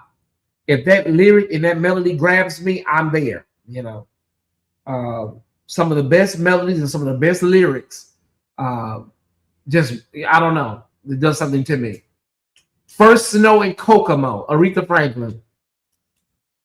Whew, boy, let me tell you. First Snow in Kokomo. That melody is very simple, but it's very. It takes me out of here. I'm telling y'all. Cheryl Pepsi Molly, great vocalist, one hit wonder, but you know, Tyler Perry saved her. You know, Tyler Perry kind of, saved her from the welfare line, the cheese line, you know. Mm-hmm. Melody Daniels, okay, Melody Daniels, we love Melody Daniels, Lamar. Okay. How about you do Vanessa Armstrong? We'll do her too. Melody Daniels is great. Mm-hmm. That First Snow in Kokomo. Well, you know, her husband, Ken Cunningham, I believe he was from over there in Kokomo, Indiana. I think he had a connection to Kokomo, you know. And so she wrote that First Snow in Kokomo. I like saying that, Kokomo. So I think Ken Cunningham, I believe he had a connection to damn Kokomo. Mm-hmm. Okay, we can do that. We can do we can definitely do that way. We can do a remake verses. Mm-hmm. Oh, Rochelle Farrell is just out of this world. Yeah, of course. Mm-hmm. I need to hear a piece Aretha hollered on "Don't Waste Your Time" with Mary J. Oh yeah, yeah. Aretha didn't come to play with that. "Don't Waste Your Time" from the Mary album. Mm-hmm. Yeah, her birthday was yesterday. Shout out to Regina Bell. But you know, Regina had really great hits, #1 hits on the R&B charts. She had pop success with "A Whole New World" and other songs. So she had a really great career. She had a great run. You got to remember, there is a cutoff, y'all, right? We just got to do what happened to the Pips.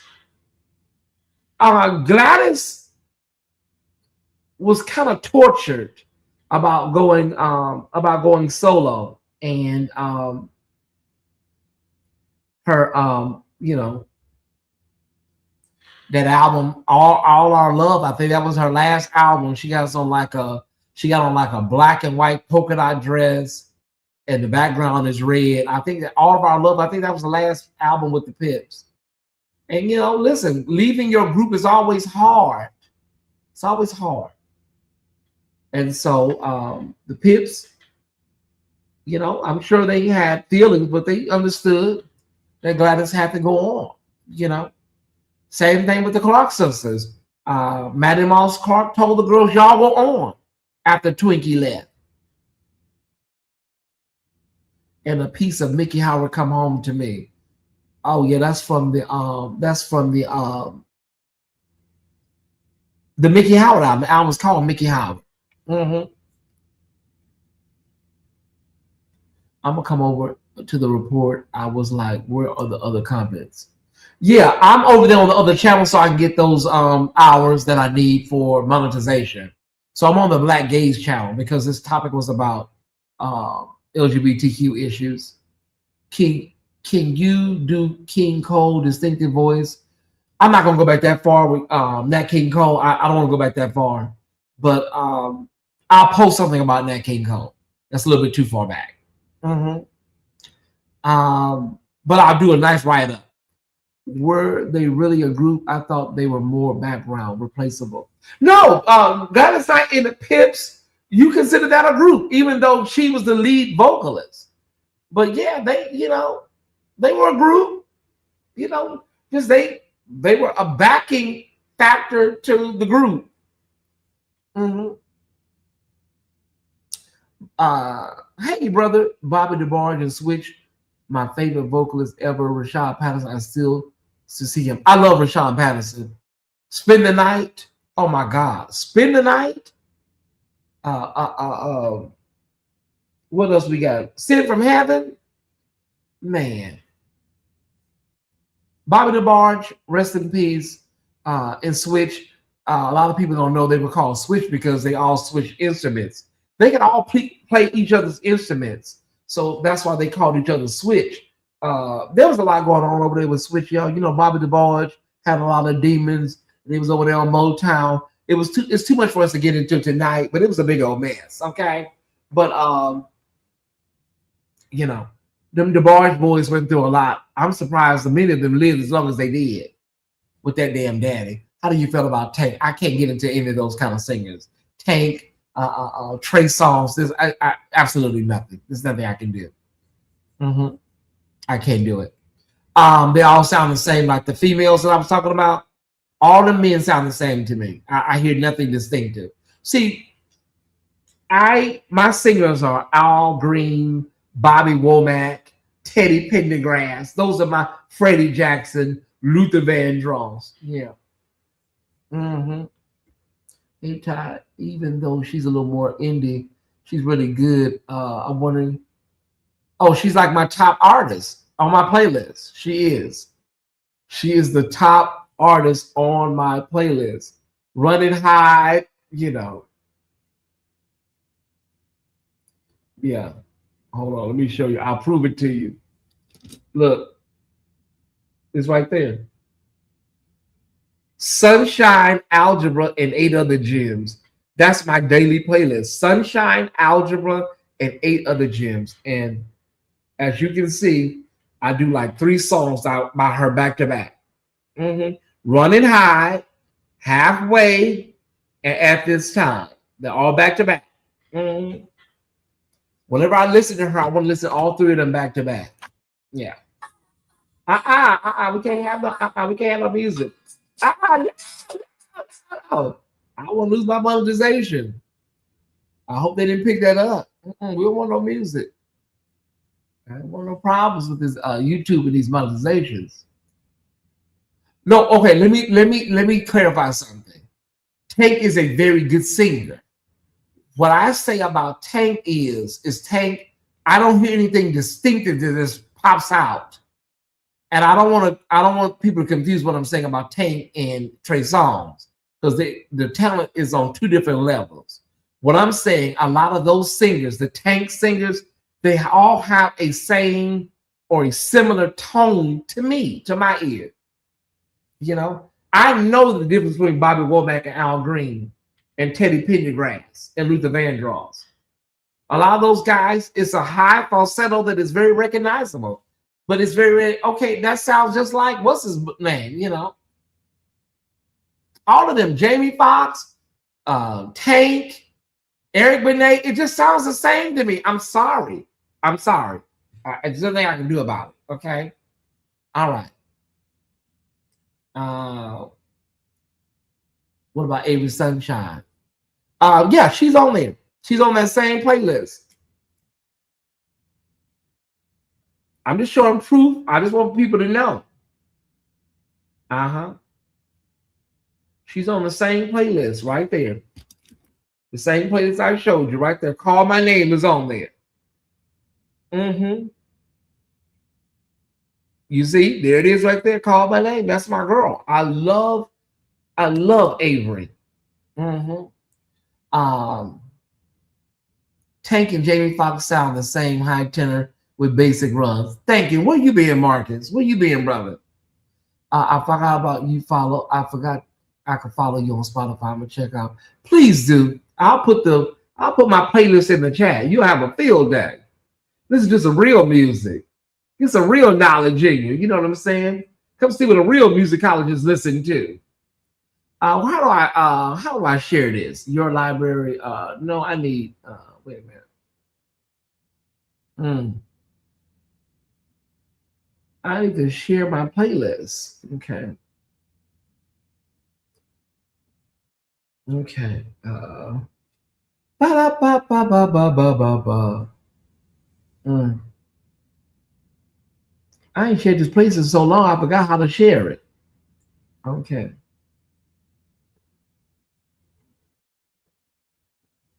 Oh, there we go. Been to Los Angeles, hitting the summer events. Oh, okay. Nothing wrong with that, brother. Fair critique. A lot of guys are victim of this vocal producing, stacking, reverb, pitch connector, auto tune. Yeah, it's really a lot of production things that they do that make them sound similar. Yeah, I agree. Especially with that reverb and that stacking. I agree. Mm-hmm.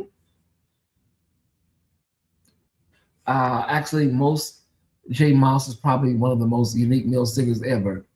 Okay. Here's the thing. Whatever you believe, that's what this is about. Whatever you believe, I think everybody wants everybody to agree with them.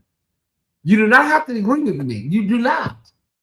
And if you feel that J Moss is probably the most unique male singer ever, go with that. Go with it. Yeah. I think Natalie Cole is one of the most versatile singers ever. But somebody may hear Natalie and say they don't see it, you know. I think Natalie Cole is one of the most versatile female vocalists ever. You know. Somebody may hear the same person and be like, I don't really hear it. And see, that's okay, you know. It's true. I've asked who is that for a lot of new artists because their voices is not distinct. Mm-hmm. Who said that? I cannot. Y'all are best. I mean, J Moss, yeah, if you feel that way. The last good soul singer is Johnny Gill. Okay. The last good male soul singer is Johnny Gill. Yeah, Johnny Gill is very unique. Very unique. You can't mistake him, you know. You cannot mistake Johnny Gill. Are you familiar with Kendrick and the Family Soul? Yeah, I am. I just remember that one song. You know, I never really got into them, but I don't have anything negative to say. But I remember them, brother. I do. Y'all go up a tornado. I mean, I would consider Tone probably one of the most versatile singers ever, like vocally. And we're gonna be talking about, you know, vocally diverse and musical powerhouses. I would think it would be Tone. But if he feels it's J Moss, I mean, you know, if he feels it's J Moss, it's J Moss. I can't even think of a J Moss song right now. I cannot. I can't. I agree on J Moss. Okay. What did J Moss? Let me see what he said. What did he sing? Let me see. What did J Moss sing? I'm not trying to be funny, y'all. What did J Moss sing? Do anybody know what J Moss sing? I know he sings. He sings. Tell me what his song is, y'all.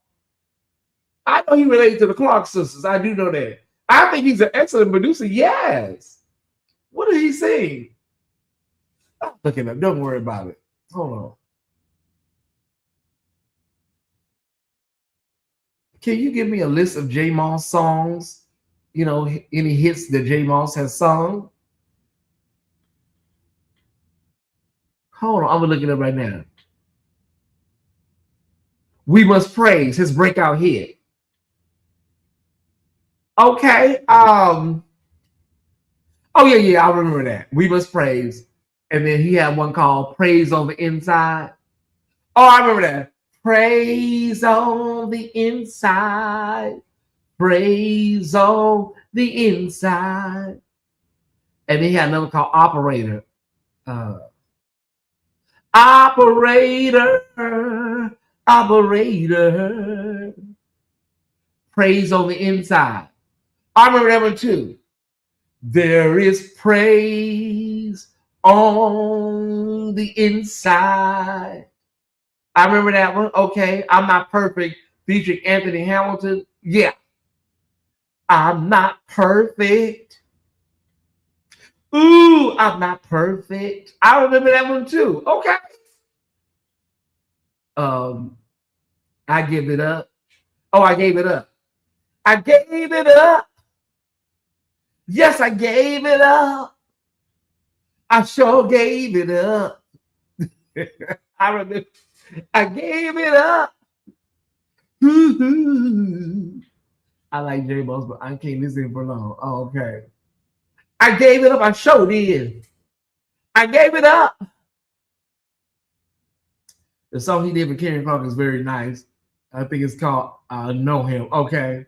Oh, yeah, I remember that one. We shall know him. We need to know him. And if you don't, I want you to know him. Yeah, Daryl Coley. Yeah, Daryl Coley. Yeah, the list lost me. I gave it up. Yeah, yeah. So that's some of his greatest hits. This phone for the die. Wait a minute, one of my phones for the die. I gave it up. Mm-hmm. Who is the greatest female vocalist of all times? Gospel. Does anybody know? You only get one choice. Who is the greatest female vocalist ever? Gospel. One choice only. Don't put no well, it's between. You get one choice. Who is the greatest female gospel vocalist ever? Mm-hmm. No, that's not the remixes. That's Tyesse's version. Yeah.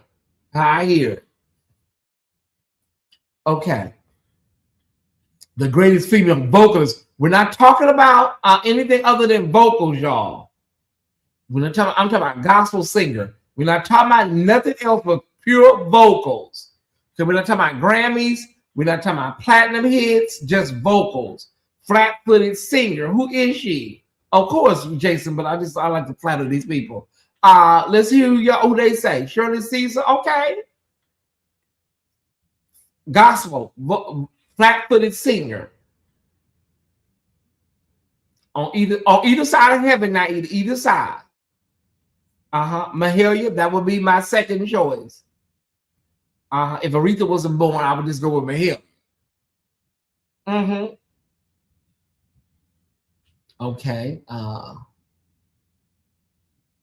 Trinae is the most versatile out of the male singers that have been listed. No one has done. Okay, we know, Lamar. Thank you so much. Thank you for sharing. We love you. Yes, Trinae is very versatile. He is versatile. I heard he's very versatile. That I have heard. He is verse. Yolanda Adams. Okay, I can rock with Yolanda. She's more contemporary generation, 1999 Kim. Okay, Vanessa Armstrong, Mahalia Jackson. Okay, and we ain't got no Albertina Walkers in here. People will sing you up under a bench.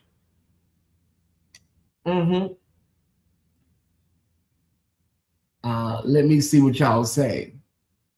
You can't be the greatest and only a particular. Yeah. I think if I hadn't heard Amazing Grace in my lifetime, I would have to go with Mahalia Jackson. I would just have to go with Mahalia Jackson because I know Mahalia. LaShawn Pace, okay. Tremaine, yep. Kurt Clark got a lot of flack when he said that Tremaine was the greatest flat-footed singer in gospel. She was the greatest. It was like, wait a minute, hold up, Kurt.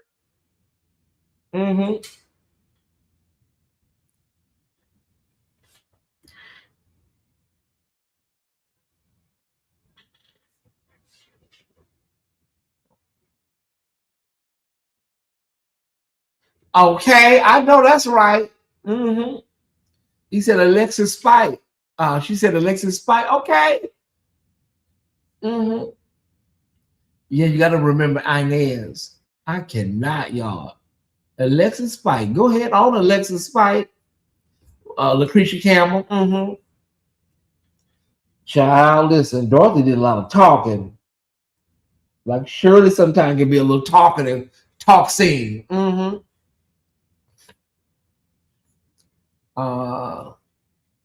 Shirley has been doing it longer. As more long. Yeah, yeah. Twinkie in her prime. Okay. Oh, there it is. Beverly Crawford, Inez Andrews. Mm-hmm. Samara says Prince, the singer Prince. And I would too. That's all. That's what Mary J. Blige said she would do in the verses. She said she would just put what's the 411 on the table and walk away. Child, please. I just put Amazing Grace on and say, okay, exhibit A, and just walk away from the table. The greatest means you got to have at least 25 years in the game. That is true. Tamala Man. Does they say Alexis Spite? Somebody put Alexis. Alexis, is that the girl from Sunday's Best? Listen, you know, it's all in what you hear. Is that the girl from Sunday's Best, Alexis Spite? I cannot. I'm done, y'all. Stick a fork in my right hip. I can't do it. I'm going to give me something to eat and call it a night, y'all. Great show tonight. I hate that we missed Patreon, but this was more important. I really do. I hate we missed Patreon. Mm-hmm. We need a criteria, right? We're not doing no criteria other than flat-footed, the best singer. We're not doing none of that because that's what people start trying to, you know, branch off and get all these other. Who is the greatest female gospel singer of all time? Just flat-footed, sing voice. When they start talking about, well, let's talk about breath control. Let's talk about pitch. We ain't doing none of that. Nope.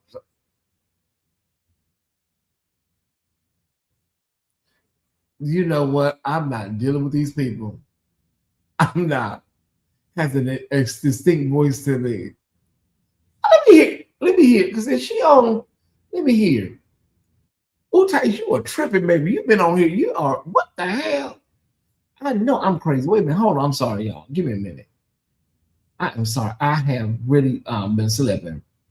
Everybody, please be sure to support the platform. I've been on here 3 hours. The conversation was just that good, y'all. I forgot all about it. I swear I did. Support us right here. I want to listen to this woman. Okay, wait a minute. Okay, if you enjoyed any part of this, got anything from us tonight, those are your ways to give. I want to listen to Alexis. I remember her from Sunday's Best. I do remember her. Alexis.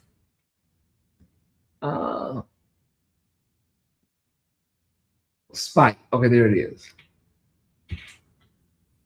If you got anything from tonight, please help us and support us. Keep going. Keep the fight and the battle going. Thank y'all so much. Big or small. Alabaster Box members, make sure to sow for this. We conclude our week tonight. We want to leave financially intact. Alabaster Box members, please support us with a seed of $100 or more. All those that are in agreement with our seed tonight, say Ashe, and it is so. I forgot. I should have took this offering up earlier. All those that are in agreement, say Ashe, it is so. All those in agreement, reach your hands towards me and say Ashe, and it is so. All right. Okay, here there's some seeds coming in. Crystal Marshall, thank you so much for a great show. I appreciate you, Crystal Marshall. So far, we've got one seed in from Crystal Marshall. Thank you so much, Sister Crystal Marshall. Also, as we listen to this lady, hold on, let me push mute. Let me hear. Her number one song is Imagine Me. Okay, hold on.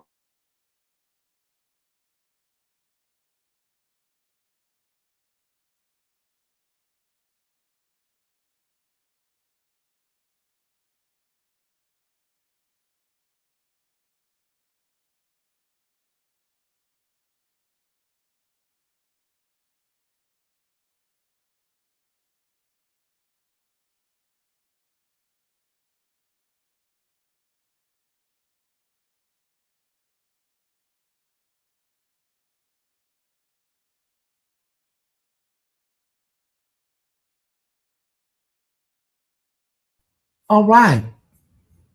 Go ahead on, baby. She said, imagine me. Samaj Capers, thank you for $10. Y'all, I can. I love Rubenstein. McClure. Yeah. Imagine me.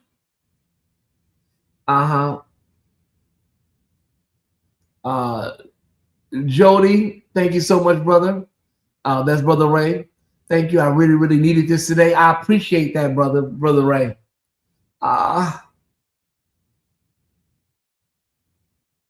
Bernard Gary, thank you, brother. One of our Alabaster Box members. Thank you so much. I appreciate that for helping us out on this evening. Thank you so much. Play All the Glory by Alexis. It probably sounds the same. Yeah, it probably sounds the same. I take your word for it, Dre Shot.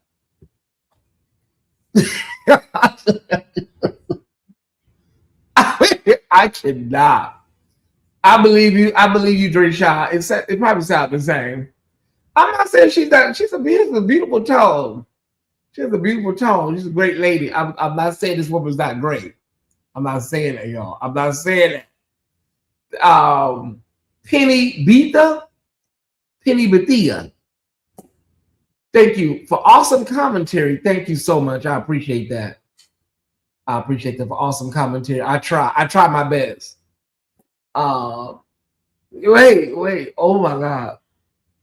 Okay, so we got to deal with, we got Jay Moss and Alexis Spike.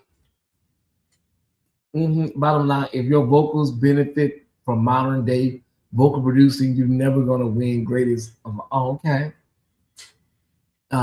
It's Kirk's song, but it's a nice remake. Oh, okay. I'm not judging any of you for your choices, but I'm also oh, imagine me, and then you can imagine me, and I want you to imagine me totally. Think of me. Imagine me.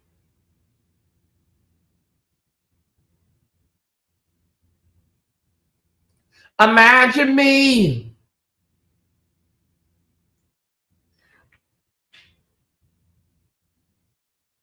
Somebody just asked the question on Facebook, ATL. So are we really going to cancel Toast on Linux?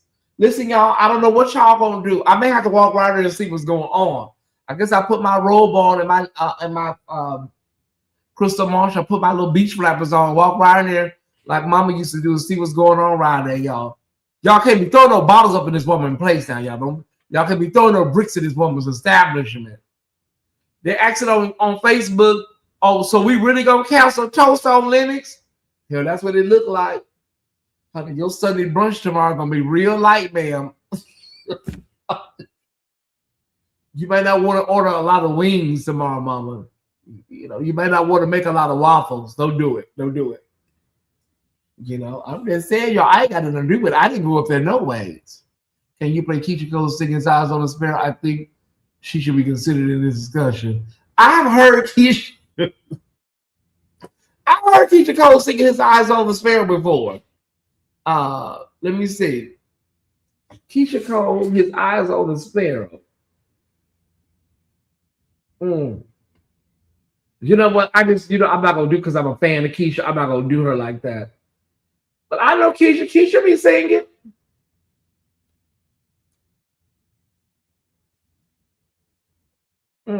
His eyes. Why should I feel discouraged? And why should the shadows hurt? Why should my heart feel lonely and long for heaven and home?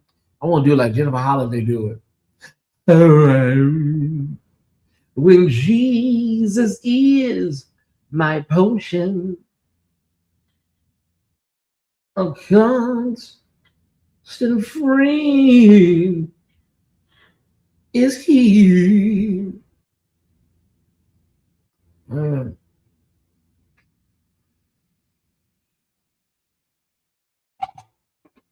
Why should I be discouraged? And why? Connected to John's S23FE. Why should the shadows come? And why should my heart feel lonely? Yeah. And long for heaven and home. For Jesus,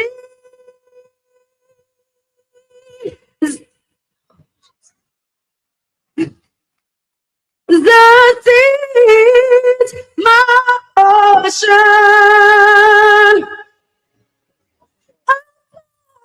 Start free is he. His eye is oh yeah. The sparrow, and I know, yeah, I know he watches me. I sing because I'm happy. Oh, Jesus, help me, please. And I sing because I'm free.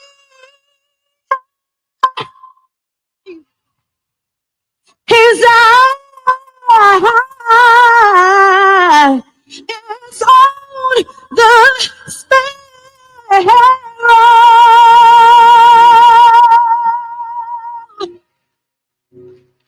And I know Jesus, I know it. I know he watches me. I'm sorry.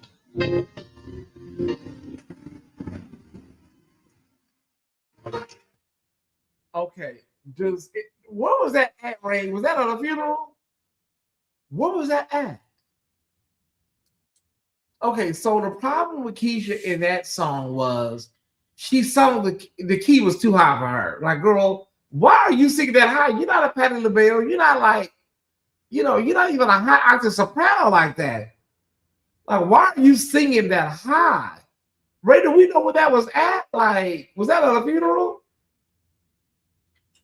And if you're a good singer, you know how to recover from a bad note. But if you keep doing bad notes, you can't keep recovering because everybody's gonna be like, okay.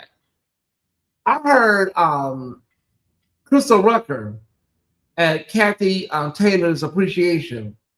She did this bad note and she immediately, went into, something different. Like, you know how to recover, and you got to recover quickly.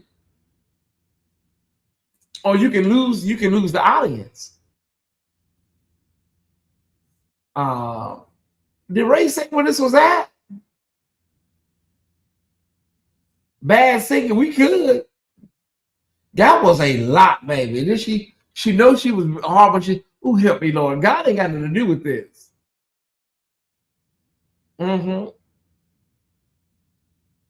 Keisha Cole, she be singing, Keisha Cole be singing like that too, screaming to the top of her lungs, like, girl, shut up.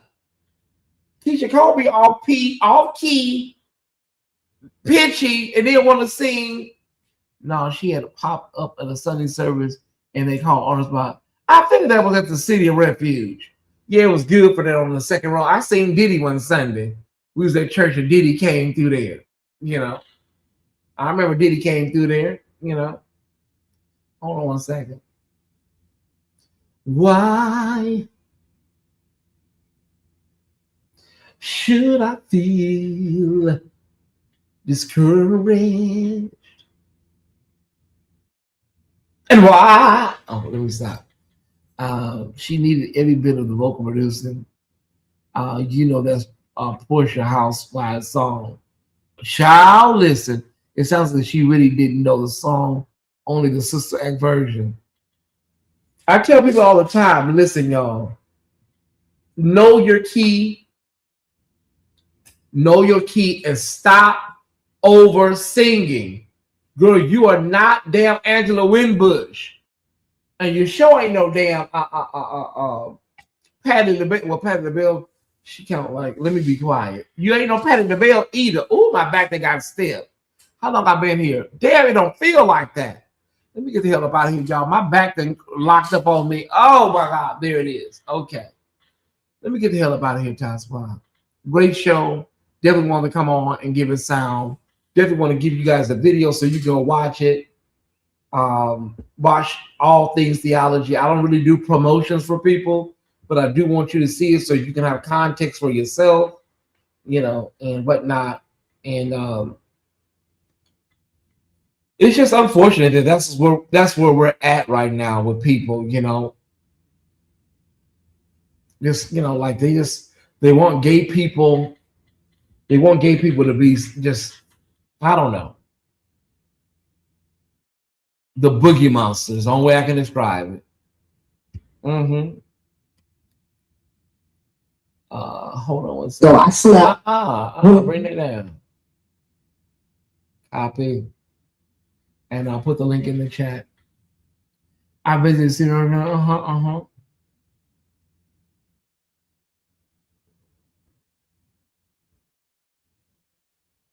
Oh wow. Hey, Ethel Stanley, good to see you in the chat, love. All right, everybody. I think my work here is complete. All I wanted to do was a review and recap of all things theology, and that hate PC did, you know, it's crazy. Oh wow, she was called on the spot to sing. That's intimidating when you probably weren't expecting it.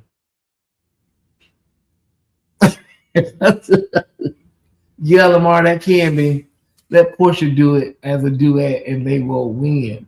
Okay, WJ99. I know that's right. Okay, y'all, it's time for me to sign off. I've given all I can give tonight. We're live tomorrow night with special coverage of, you know, the current events of the church. Yeah, everybody should know. Like, I don't know why Shaka Khan had Going Up Yonder on the back of a fan. Now, that's like, come on. If you don't know the words, going up yonder is basically, I'm going up yonder to be with the, what? You got to have notes for that? I don't know, Tyesse Report. If all hearts and minds are clear, we're going to get ready to get up out of here. Thank y'all so much, because my legs and my back are locked up. All right. I did a lot of work before I came on live, so maybe that's it. I'm just tired. I'm exasperated.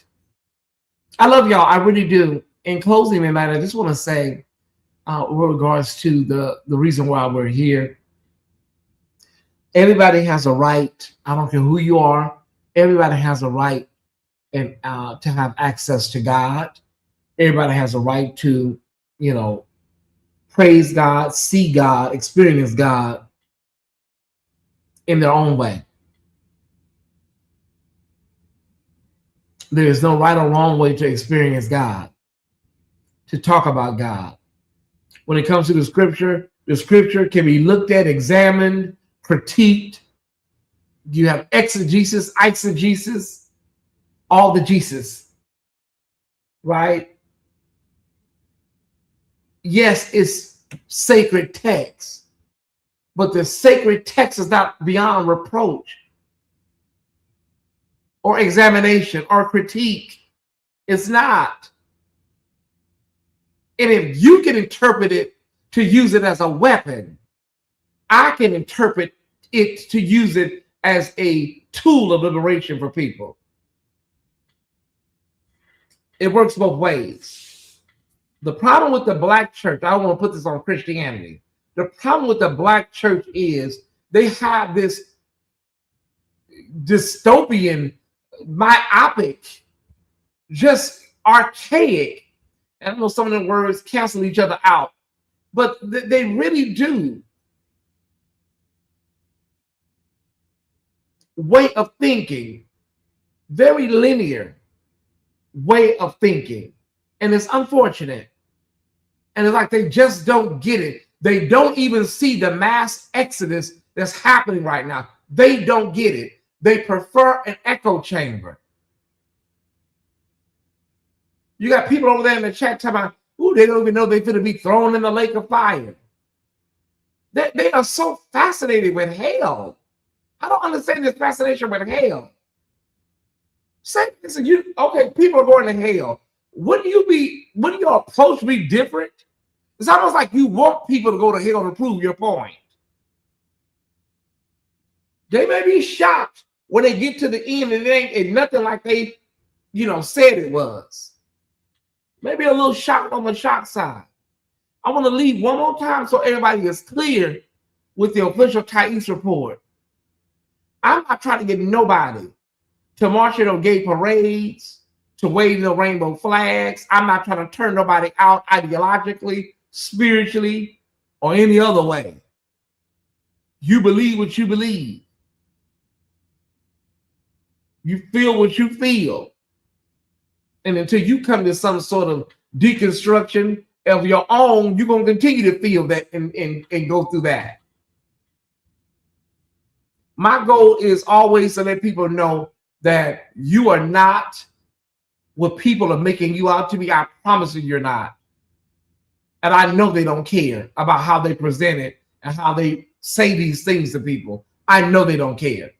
They will go to bed and not miss a moment of sleep, and somebody sitting in their house they're suicidal based on what they just said. And they in the bed snoring, calling hogs, and have destroyed you from the inside out. But I want to reassure you that you are not hated by God. God don't hate you. You are loved. All come from love to return to it. Alfreda, anybody didn't know what she started when she said that. Well, I do have a question. Well, if you want to put it like that, well, what about Jeffrey Dahmer? What about Hitler? What about Mussolini? What about Stalin? I don't know. What about Idi Amin? I don't give a damn about that. I don't know where they at. Where the hell they at? They where they need to be. But I'm telling y'all, we all came from love and we were going to return to it one day. That I do know. Well, you ain't never died, Tyesse. How you know we all going back to love? Because we was born in it. We was perfected in it. And you're going to return to it one day. They just want you to go to the depths of hell so bad. Like they get turned on by that stuff. People don't know where anyone is going. People need to that's all I say. You don't know nobody's heart, nobody's path, nobody's journey. You don't know nothing about nobody other than the fact that they identify as LGBTQ. And if you want to read the Bible and take it literally, more power to you. Read it until you can't read it no more. Put it under your pillow when you go to bed. Well, please be mindful that there are teenagers, there are young people out here that are already suffering from all kind of stuff. The last thing they need is to hear you out here talking about them as though they're the worst thing that's ever been created. And also, there are people in your audience that are watching you, that are parenting those young folks. It's very dangerous. It can be very dangerous. Religion and ignorance can be very dangerous. Religion and ignorance can be very dangerous. You don't have to take my word for it. Many children have been unalived and hurt due to religiosity and toxic dogma. Thank y'all so much for tuning in. Have a great evening on purpose. Again, we'll be live tomorrow. I hope whether you go to church tomorrow, whether you're brunching or whether you have the day off of relaxation, I hope you have a phenomenal day. Thank y'all so much for tuning in. If you have not sold into the platform, please consider sowing, because there's no other platform like this, in my opinion, on social media. Whether it be $10, $100, or $1,000, it is appreciated. It is not mandatory. You can also give via like or subscription. You know, whatever your lot is, it is appreciated. I don't know Mr. Chris K-Dub. I don't have any, animosity or hatred in my heart against him. But I do know one thing, honey. We just got to be a little more. We got to do a little better, and that includes me too, because I know I go hard in the paint for these slot bucket people over here in my sector. I do. I lay these girls out. I don't think it's the same thing. I really don't. I think it's different.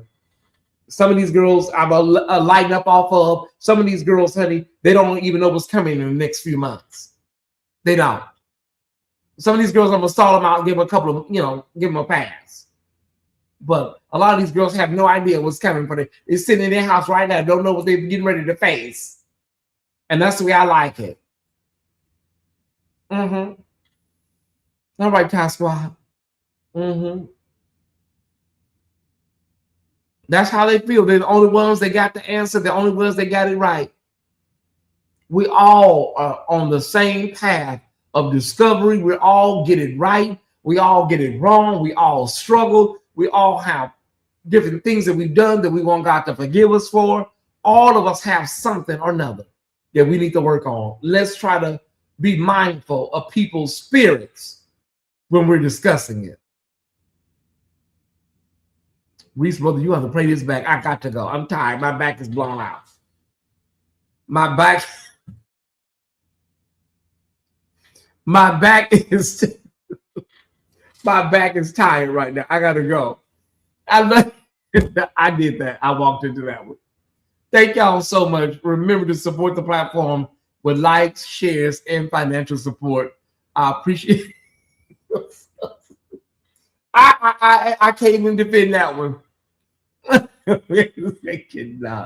Thank y'all for tuning in. I'm going to put the link to the show so you can watch and see what I'm talking about. Okay, there's the link to All Things Theology. Free plug, free promo for this guy.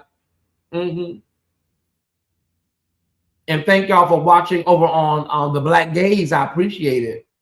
Thank y'all so much. All right. Good night, everybody. See you tomorrow. Patreons will return next week at our regular time.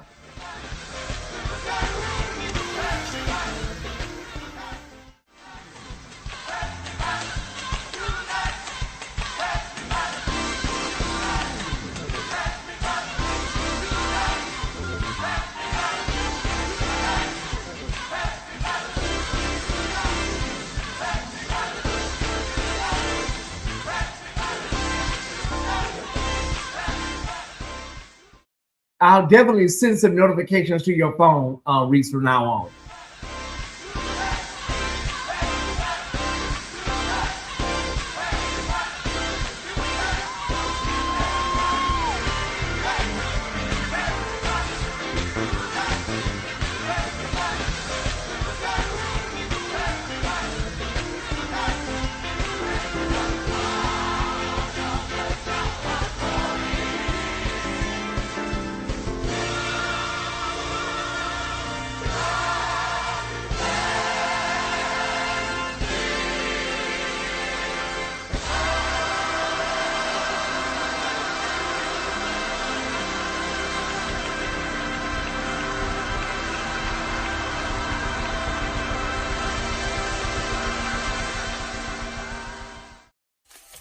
Tell somebody all I know is this word. All I got is this word. Come on, you got two hands. Go ahead and put them together.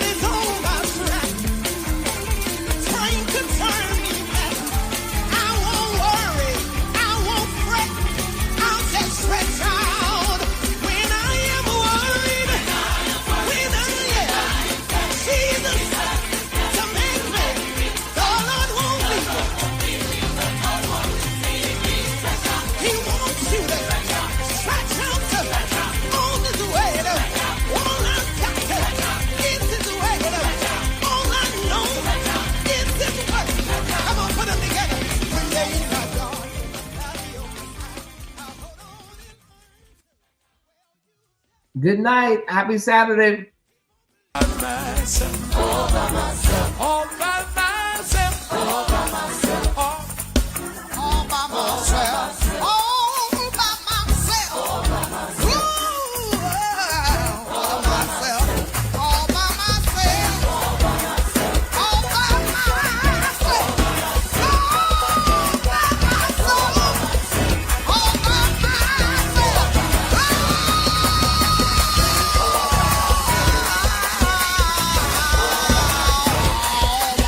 all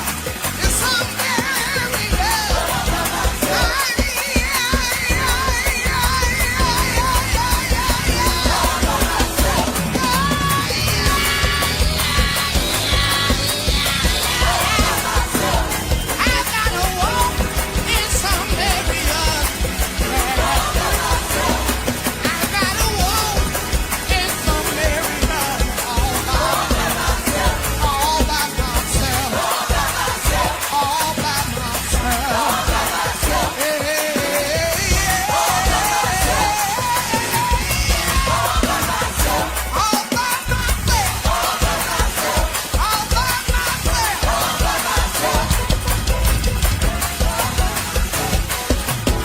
And we recorded, that's who lead me.